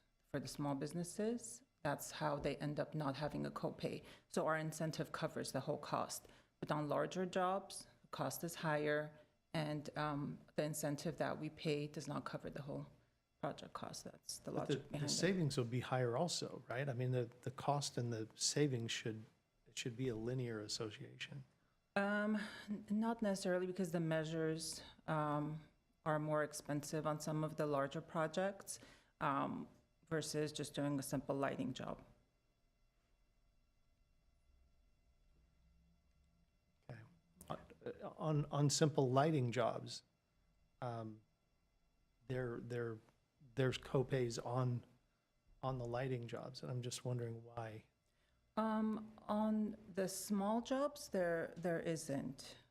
Right, but if you look at a small lighting job and a large lighting job, the unit cost is going to be pretty much the same, and the savings is going to be the same. So I'm just wondering why when we go to a large customer that we're really trying to, make a dent in their, in the overall load. Why are we going to? Do we have an example of a large project that we can kind of Look at. look at, or at least explain our risk exposure on it for the larger ones? If it. I can't think of one, but I believe the subcontractor costs are higher also with the larger jobs that Wildan does. When they subcontract on larger projects, I believe that's what also drives up the cost. But I can try to come up with an example. Okay. Craig Keenan, Assistant General Manager of Business Services. The part of the thinking to have a copay for the largest customers, because we're going to spend a lot of money on, say, one of our top 100 customers to save energy, which will reduce their bill. And there's some thought about shifting costs and having lower income and small business and residential paying to have a large customer have a significant reduction in their bill. We needed to spread it around, and that was the thinking at the time. Sure, if the goal was just to get energy efficiency, then we might pay 100% of the cost of large high-rise to put in lighting, and they might experience a 20% reduction in their bill, but we paid 100% of that project cost. They needed to have some investment in that.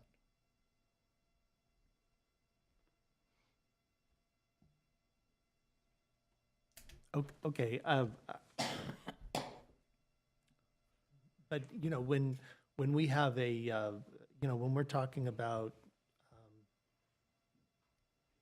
you know, having to use natural gas from Grayson because our peak demand is such as it is, or, you know, everybody in Glendale is affected by that.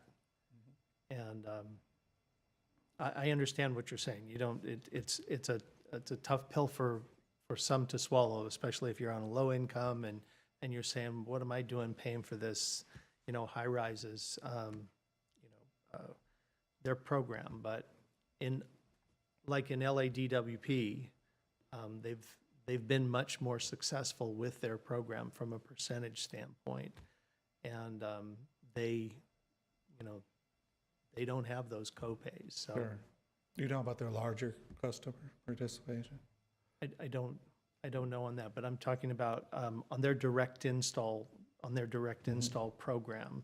You can, and Wildan has worked down Sure. there and in Glendale, and their, you know, hit rate is double in LADWP as it is in Glendale. Yeah, we'd have to maybe look at and see how we compare. Part of the thing is we've offered this program for small businesses since about 2003. And we've done hundreds of free installs for small businesses every year since then. The Wildon program was actually modeled after our program that we started, I say 2003, it might have been 2004. So we've offered it to many more customers on a, you know, percent of our customer base. And so there's a lot of customers out there that have already gone through this kind of a program. I guess, you know, it's just a way to look at it. If you're looking just for energy savings, maybe it is better to then just take our money and go to the high rises and do everything we can in each one and reduce their energy usage and their bills. It's I guess another way to look at it. Scott, you know. No, I think I understand the question you're asking. I don't think I can say whether the solution that LA chose to use is going to be the best solution for Glendale. So I mean, we can take it back and take a look at what it is that LA is doing in particular. I know that we're a lot smaller than LA, and the choices LA makes are, to be blunt, not always the best for LA, but they make them anyways. So we can go back and we can take a look. I think that's where we're at there. Okay, thank you. And- all right. I think if it's okay with the commission, I'm going to start moving through these slides a little bit faster, and we can, if there's any questions at the end, we can come back to them. Thank you. All right, I think we're all familiar with this slide. I don't really have to touch base on this, but I wanted to bring it up. I don't know, I was kind of proud of it, so I wanted to show it again anyways. Transportation electrification. As I'm sure the commission is aware, the state of California is predicting significant electric vehicle growth in the next 10 years. Glendale's share of the CEC's 5 million by 2035 is about 48,000 cars. This growth translates to load growth in LA, significant load growth. According to the CEC's zero-emission vehicle and infrastructure statistics, to the end of 2021, almost 4% of the vehicles in Glendale are zero-emission vehicles, as of the end of 2021. This most recent available data is as of December 31st, 2021. The new set of data is going to be available in April also. GWP continues to incentivize charger installations in support of these zero-emission vehicles. Our current rebates for residential customers are up to almost $600, $599 per EV charging station, and commercial rebates are up to $6,000 per EV charging station with a cap of $50,000. So we are looking to restructure these rebates the next fiscal year.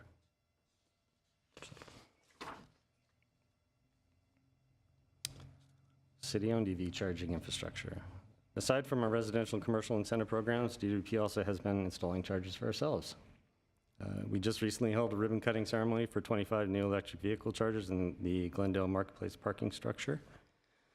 We currently have 2 sites under construction, Pacific Park and Community Center and Glendale Transportation Center. And we're looking at installations at a few additional station locations, Glendale Sports Complex, Orange Street parking structure, Montrose, Lot 3, curbside by Maple Park, curbside by Palmer Park. But we constantly have our eyes open for possibilities.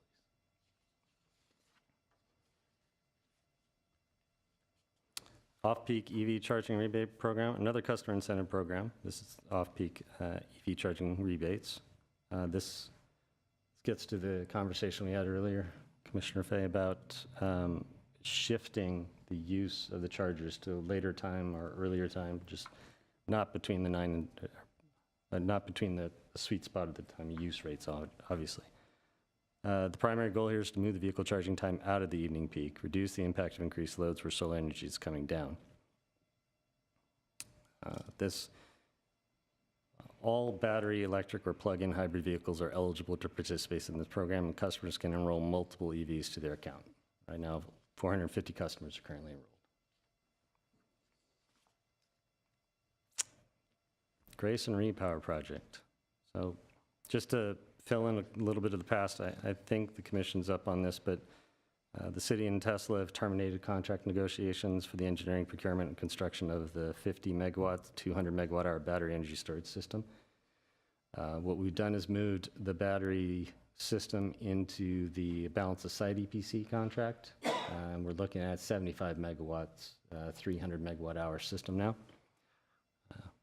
The City Council agreed to do that on December 13th, 2022.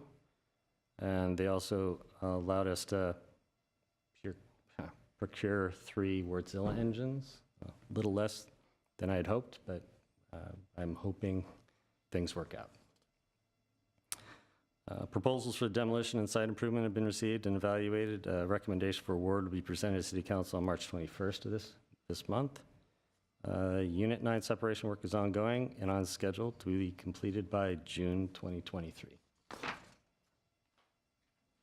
Shoal Canyon. On November 30th, City Council certified, this is 2021, they certified the final EIR, approved the conditional use permit and special recreation review and related mitigation monitoring reporting program. January 24th, 2023, City Council approved the project. So Western Energy Systems, they're going to provide 4 Jenbacher engines, and ACO Engineered Systems is going to be the engineer, procure, and construct for the project.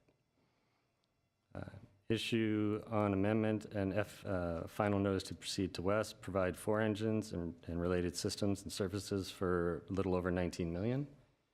And we're issuing an EPC contract to ACO for engineering and construction of the project for $45,800,000 and change. Owner's engineer and SoCal gas line extensions are going to cost 1.4-ish million. There'll be sufficient gas production to run the engines, generate power as below per SCS engineering modeling. So there will be a breakdown in the production of gas over many years. I won't go into all the details of it, but we have at least 20 years usage out of that site. And with the engines that we're using, we can take all that fuel.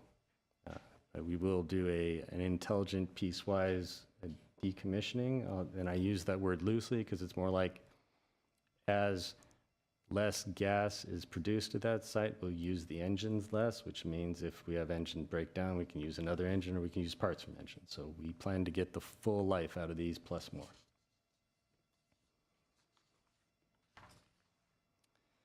Integrated resource plan. So an IRP is a comprehensive planning strategy, long-term roadmap for meeting California's greenhouse gas reduction goals in a reliable, sustainable, and equitable manner at affordable cost-based rates. SB 350 requires PUUs including Glendale, to adopt an IRP and provide updates at least every 5 years. Priorities from various stakeholders, including the community, will be represented in the IRP process. GWP issued an IRP to primarily assist in the evaluation of various scenarios and facilitate stakeholder engagement. Draft is expected to be ready for comments and review by the Commission sometime October 2023. Glendale is due to submit to the CC a refresh of the 2019 IRP by January 1st, 2024. So we've started we actually just received bids on the RFP for the IRP support.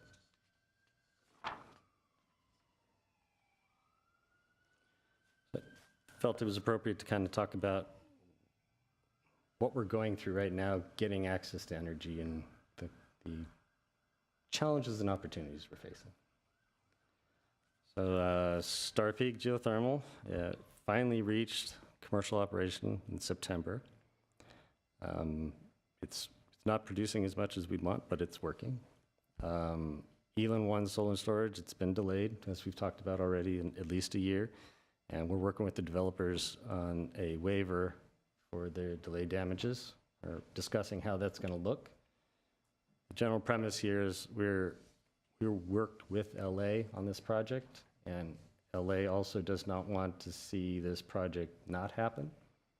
So we are empathetic to the plight of the vendor, trying to get access to solar cells and materials, and we're trying to make it so that we can reach a mutually beneficial end and try and get this project complete. So that's why we're considering waivers. Grayson Repower Replacement Energy. Grayson Repower Replacement Energy, our summer is going to be interesting. It's a little hard to find energy out there. LA is helping us. We did get some energy from them for the summer starting this 2023. We still have to look at the summer of 2024 and the summer of 2025. So we're actively looking for sources of energy, and we're being very creative about it. Other projects currently being considered, right? We have geothermal projects that we're looking at IPP. That'll be delivered in 2027. 30 years solar project delivered at IPP also 2026.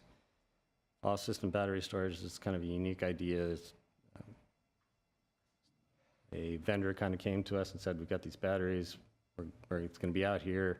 Talk to us about how you would like to use it. So we're working with them to see if we can get access to this storage in a location that's beneficial to us. And we don't own any of the energy. They're going to supply us the energy from the battery. And we're just playing with things right now, getting a good understanding of how we might use it. And then local commercial PV solars, again, that's PPA that I was talking about. It might be a good fit, not to be a pun, but feed-in tariffs and PPAs, we kind of look what makes sense for us there. Carbon allowance, 8.9 million November with the 2020 auction. That's it. Any questions?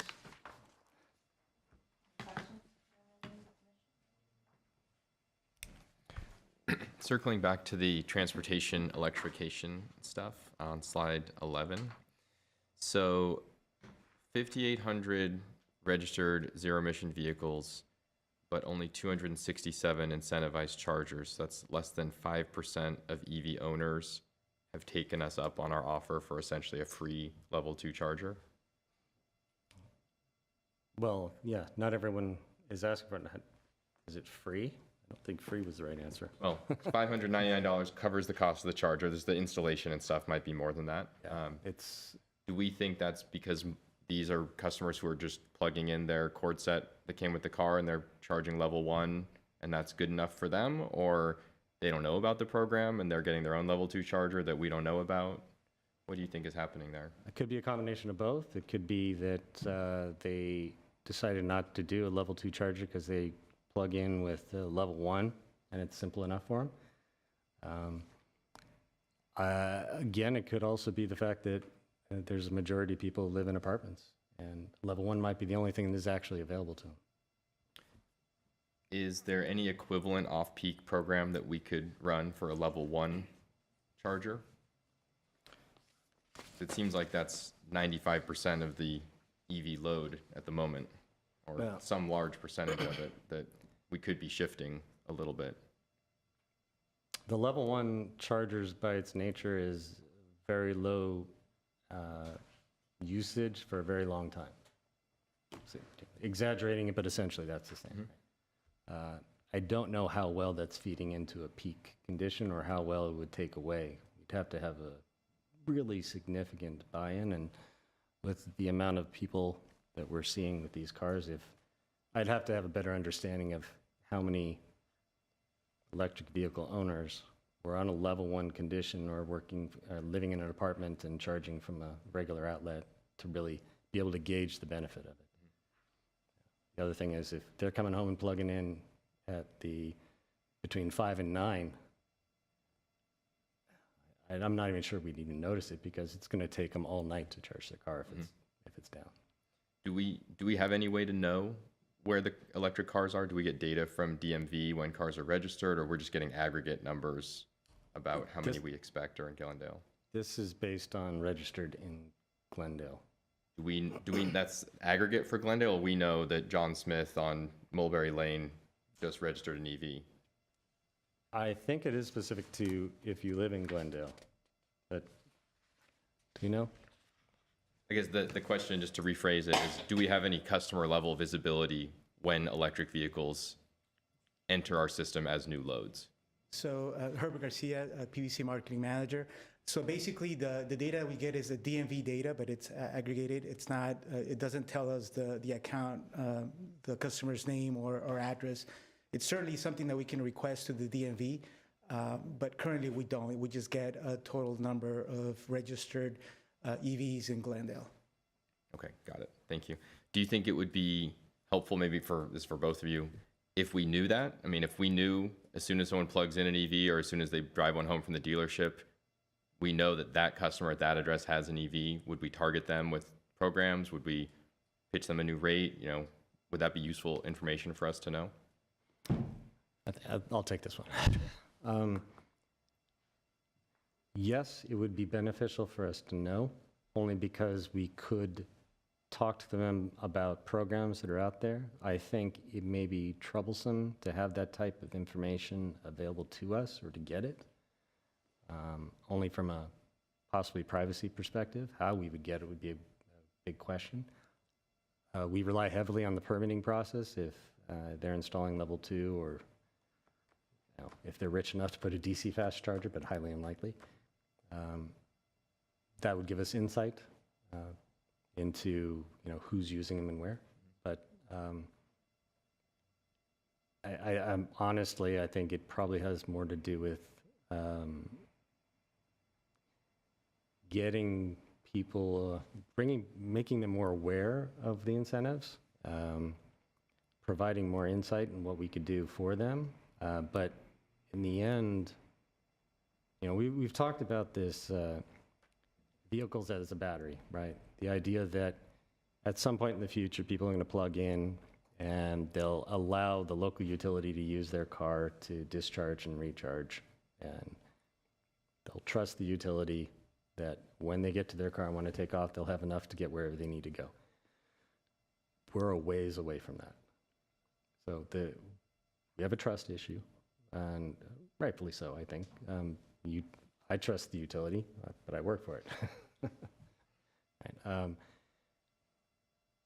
Providing that type of information so we can target is very much a present-day advertising technique. Very much, that's why we have these iPhones, right? It's very easy to target people with selected marketing measures. we don't have access to that kind of stuff because people aren't volunteering to give us the information. Mhm. That's how it works with these phones. Isn't the off-peak charging program kind of predicated on the idea that there's a discernible signal through AMI data when a level 2 charger, based on its usage profile, that we can interpret that? I mean, my understanding is that's how the system knows if you're cheating and charging when you're not supposed to, right? Yeah, I think what you're asking is, Like, is there some signal there that we could monitor to find, if some rogue EV charges on a level 2 that we don't know about, is that something that would be useful? We could pick that up somehow?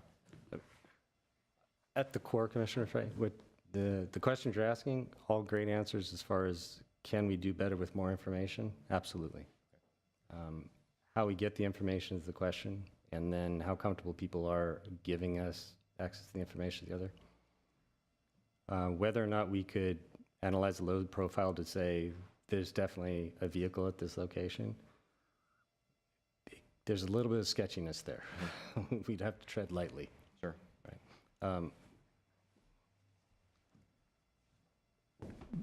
The answer is probably yes, we could look at AMI data and find out if somebody plugging in a level 2 charger. The other side is, do we want to do that? Because when we installed the smart meters, there was a whole discussion about us looking at individual homes and usage and when they're using it in order to do maybe these kind of things. And the decisions at the time were we were not going to look at usage in individual homes, unless maybe they signed up for a program where we would do that, and they kind of volunteered that participation. So yeah, we could probably do that. We don't. That would probably be a policy type decision to decide whether we really want to be using that, because there was a big concern that we could look at individual homes and know if they're at home or not during whatever hours. And people were really concerned about that, and we kind of promised we wouldn't do that. We look at aggregates, but that is a policy decision.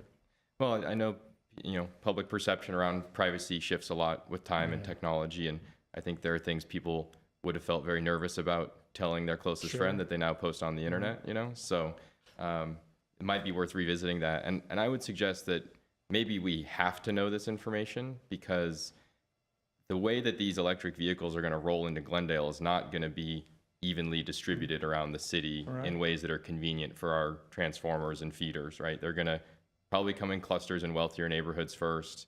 And if we had too many of these cars plug in at the same time in the same neighborhood, that can create distribution problems, I believe. Can, yes. Sure, and I understand all that. It's more of a privacy thing, and So balancing that privacy Yeah. consideration with our business needs. now I have a plug-in hybrid. I go home and plug it in.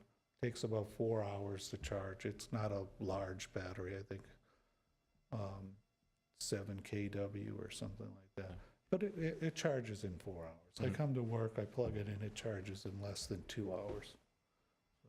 Yeah, and mine's the same way, and I don't really care which 2 hours it charges, as Yeah. long as it's ready to go in the morning. I Then put in there, charge between 10 and 6, and whenever it charges, it's fine.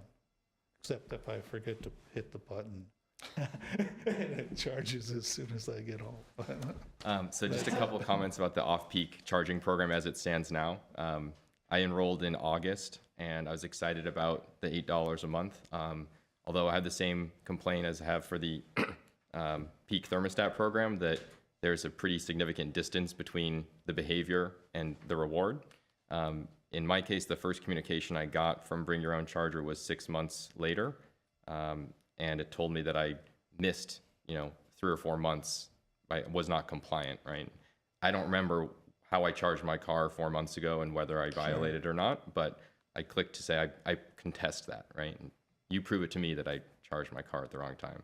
Anyway, I think the long and short of it is, if we can shorten that time from behavior to notification to incentive, that would be great. And whether it shows up on the bill every other month or it comes into my PayPal account every month, whatever it is. I think that we'll find our programs are generally more effective if Sure. people are getting cash more regularly and quickly as a result of their actions. And that actually shows that we can use AMI data to know if you're plugging in your. No, and it's smart, and it seems like a program that doesn't require a lot of Right. infrastructure or That's right. anything. It's just using the data in a smart way. So I think it's great. I think if we can just shorten that gap a little bit, that would be Sure. very effective. We'll work on that.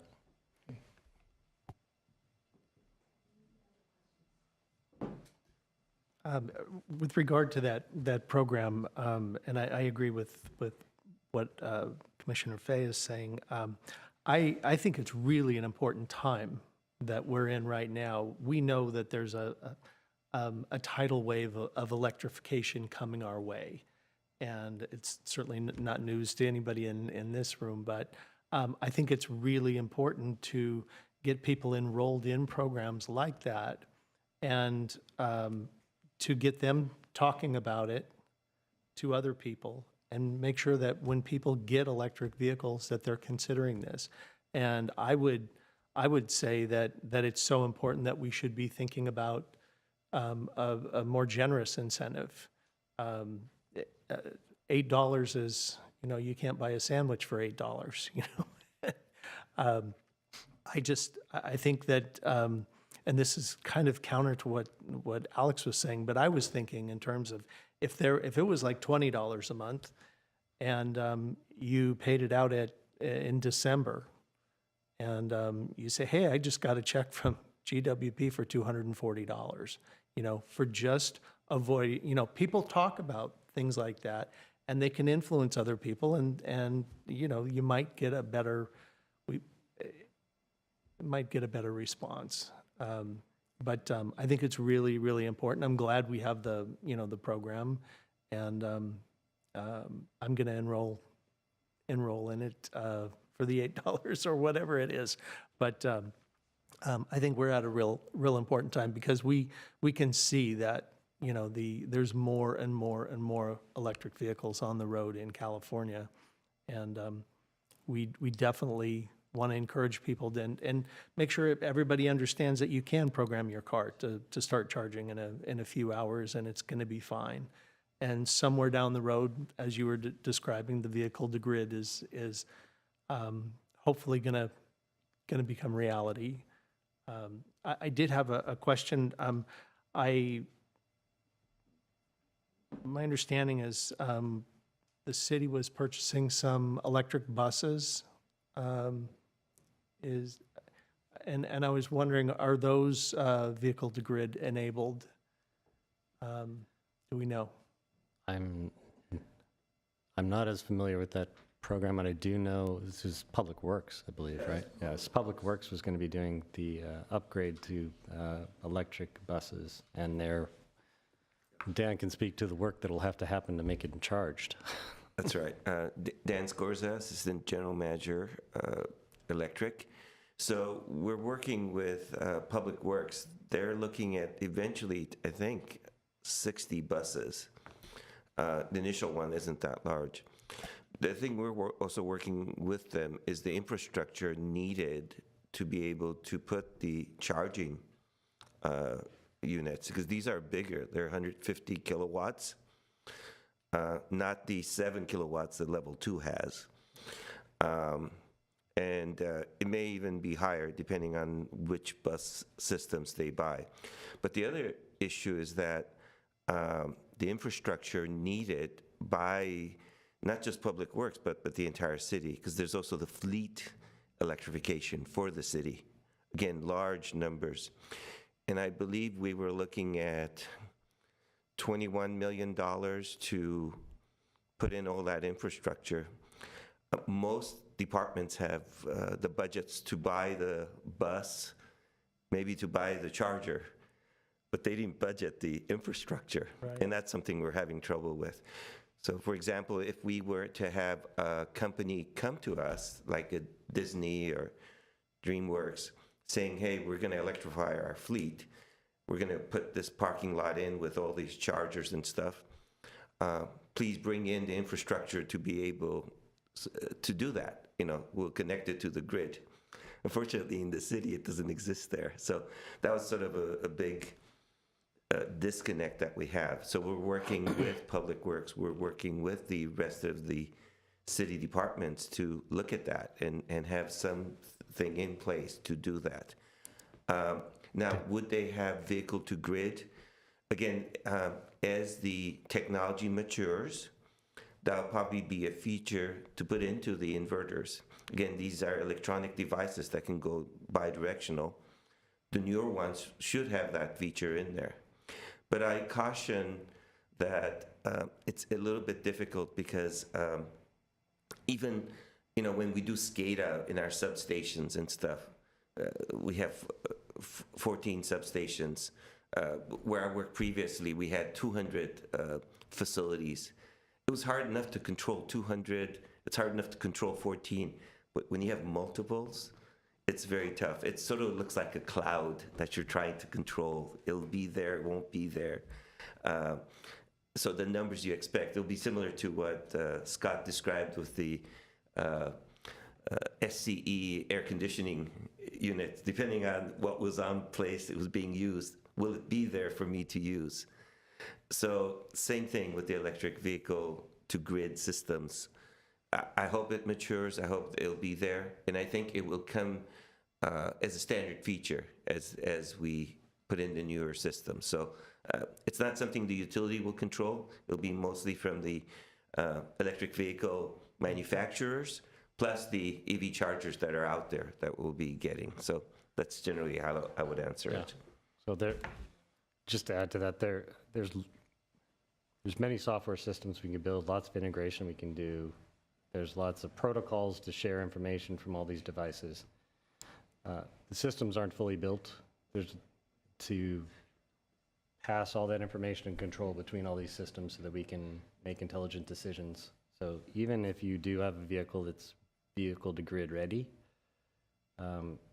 if the provider of the charger is the only thing that's managing that, we're going to have issues, right?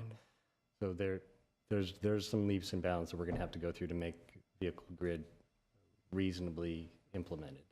Right. I know that Enphase is coming out with a charger in 2024 that's going to be vehicle to grid.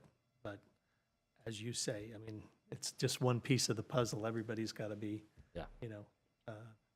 compatible there. Thank you.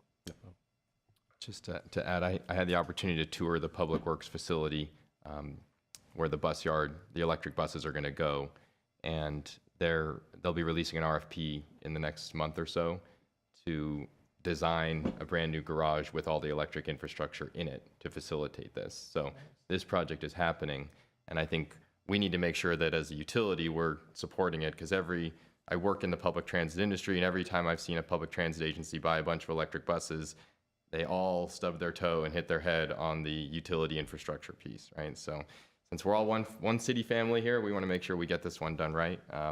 And I think that we've got enough lead time to make it happen. But yeah, it'll be about 30 buses initially funded by the grant, and then eventually maybe up to 60, as Dan said.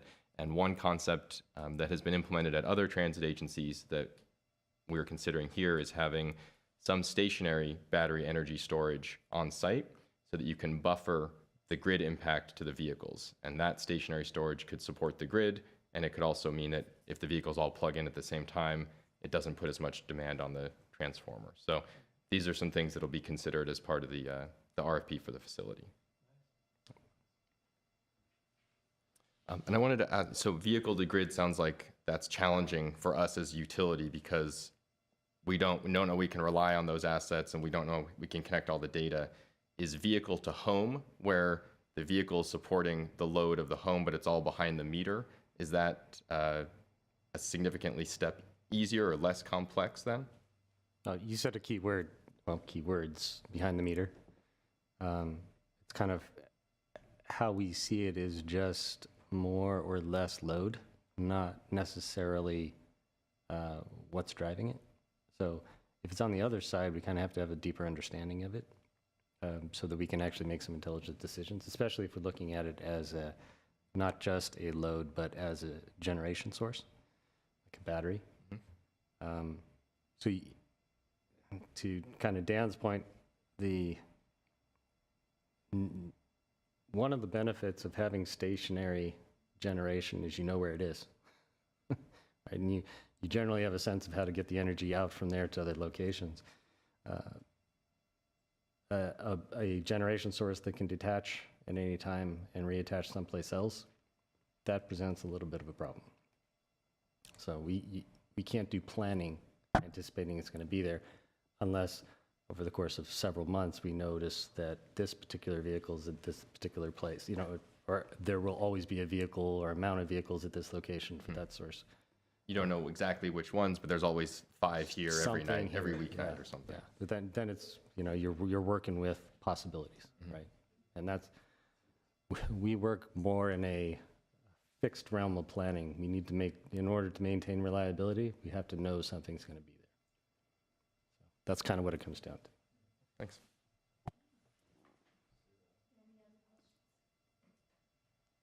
Why don't we move on to the next item?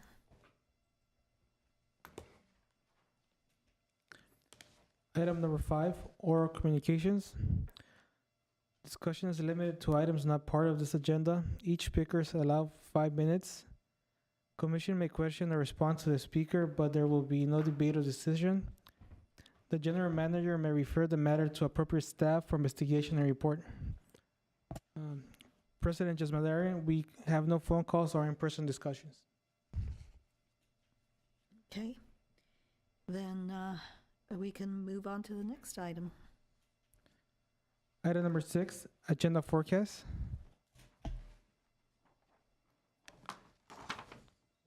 So I have a potential agenda forecast.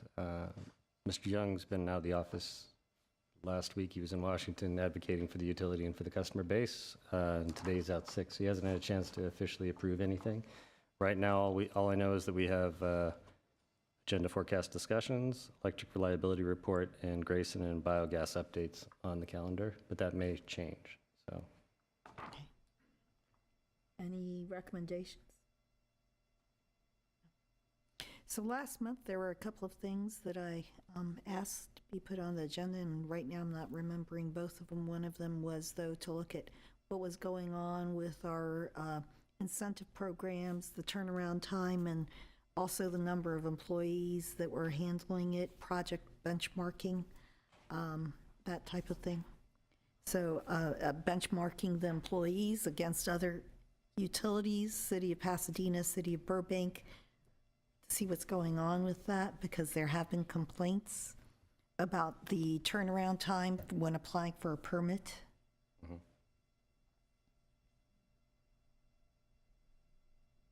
So that's one item. There is another item I would like to add as far as water supplies and the incredible snowpack and what we can expect this year because of all the snow and rain. Do we still need to conserve? Where do we go from here? Okay.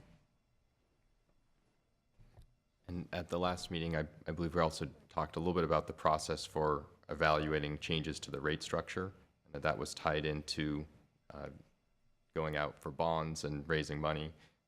And so it'd be good to get an update of at least what is the process for that, so we know when decisions will be coming either for this body or for the city council about changes to the rates.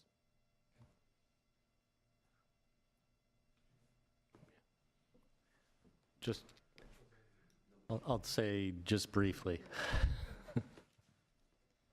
So the question came up, I think, last time about when we might come present our COSA results and rates.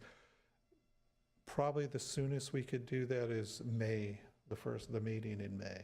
We have, by the end of March, we're to get the COSA completed. There'll be some internal discussions on how we might tweak that. Then we would need to develop some rates. So, I mean, the earliest would be, I think, the May meeting. So not the next meeting, but the one after. But it would be before we took it to council, so you could give your input. But I'm not going to commit to anything here, I think because I'm what we just had explaining that. talked about at the last meeting, because I brought up the issues of the agendas and how they had seemed to be sort of annualized and cyclic and repetitive and so forth, was that we wanted to agendize agenda forecasting and planning. Obviously, you can't have it where each one of us tells you, put this on, but we can't discuss that and do a vote. It's not an action item. So there's a lot of thoughts and comments that are coming out, so it really comes down to probably sooner rather than later. This was the guidance that we got from council, that we need to agendize this and have it as an action item so that we can then either adopt a rubric policy or that we actually adopt a proposed forecast and have a debate item, and we can agree upon it at that point. But right now, we're tossing out some ideas. I think that's fine, but we all may have our pet ones, but it pretty quick gets packed up. But Like I said, the agenda forecast discussion is on, right now, it's on the next agenda.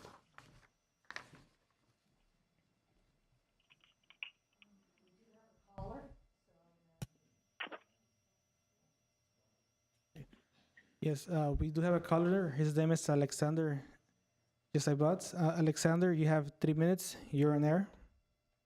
Hi. As usual, just want to say it's a pleasure watching the GWP Commission deliberate. You guys are very professional, and definitely appreciate that as a member of the public. I just wanted to call in on the issue of privacy came up in regards to future vehicle electrification. Commissioner Fay alluded to maybe people have less than privacy interests these days, and to an extent that's unfortunately true, but I don't think government, especially in a strong small city like ourselves in Glendale, I don't think they should be leading that charge for, setting precedent for potentially more avenues for people's privacy in the home and their habits could be tracked and potentially land in the wrong hands. So I think any sort of those programs really need to be very clear that that's a voluntary opt-in, and this is what the city, they'll be able to track you in these ways for the sake of giving you information or offering programs or tracking energy or whatnot. But it really ought to stay optional. And I'm glad to hear that staff was had a very heightened awareness that that's how most of the people in the city probably feel, is that the city should not be proposing projects and policies and programs that kind of push those boundaries. So it shouldn't come from the city. We have a limited control over large corporations, but the city's a little different. Different. We have more in our corner, we would like to think. But anyways, thank you so much, and as usual, thank you so much for your work and your volunteerism, and one of the premier commissions here in the city, and appreciate that.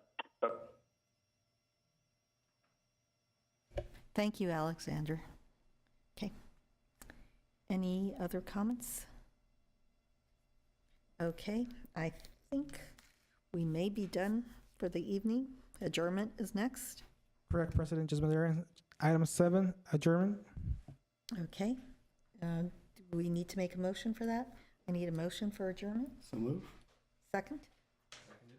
And we are adjourned. Thank you.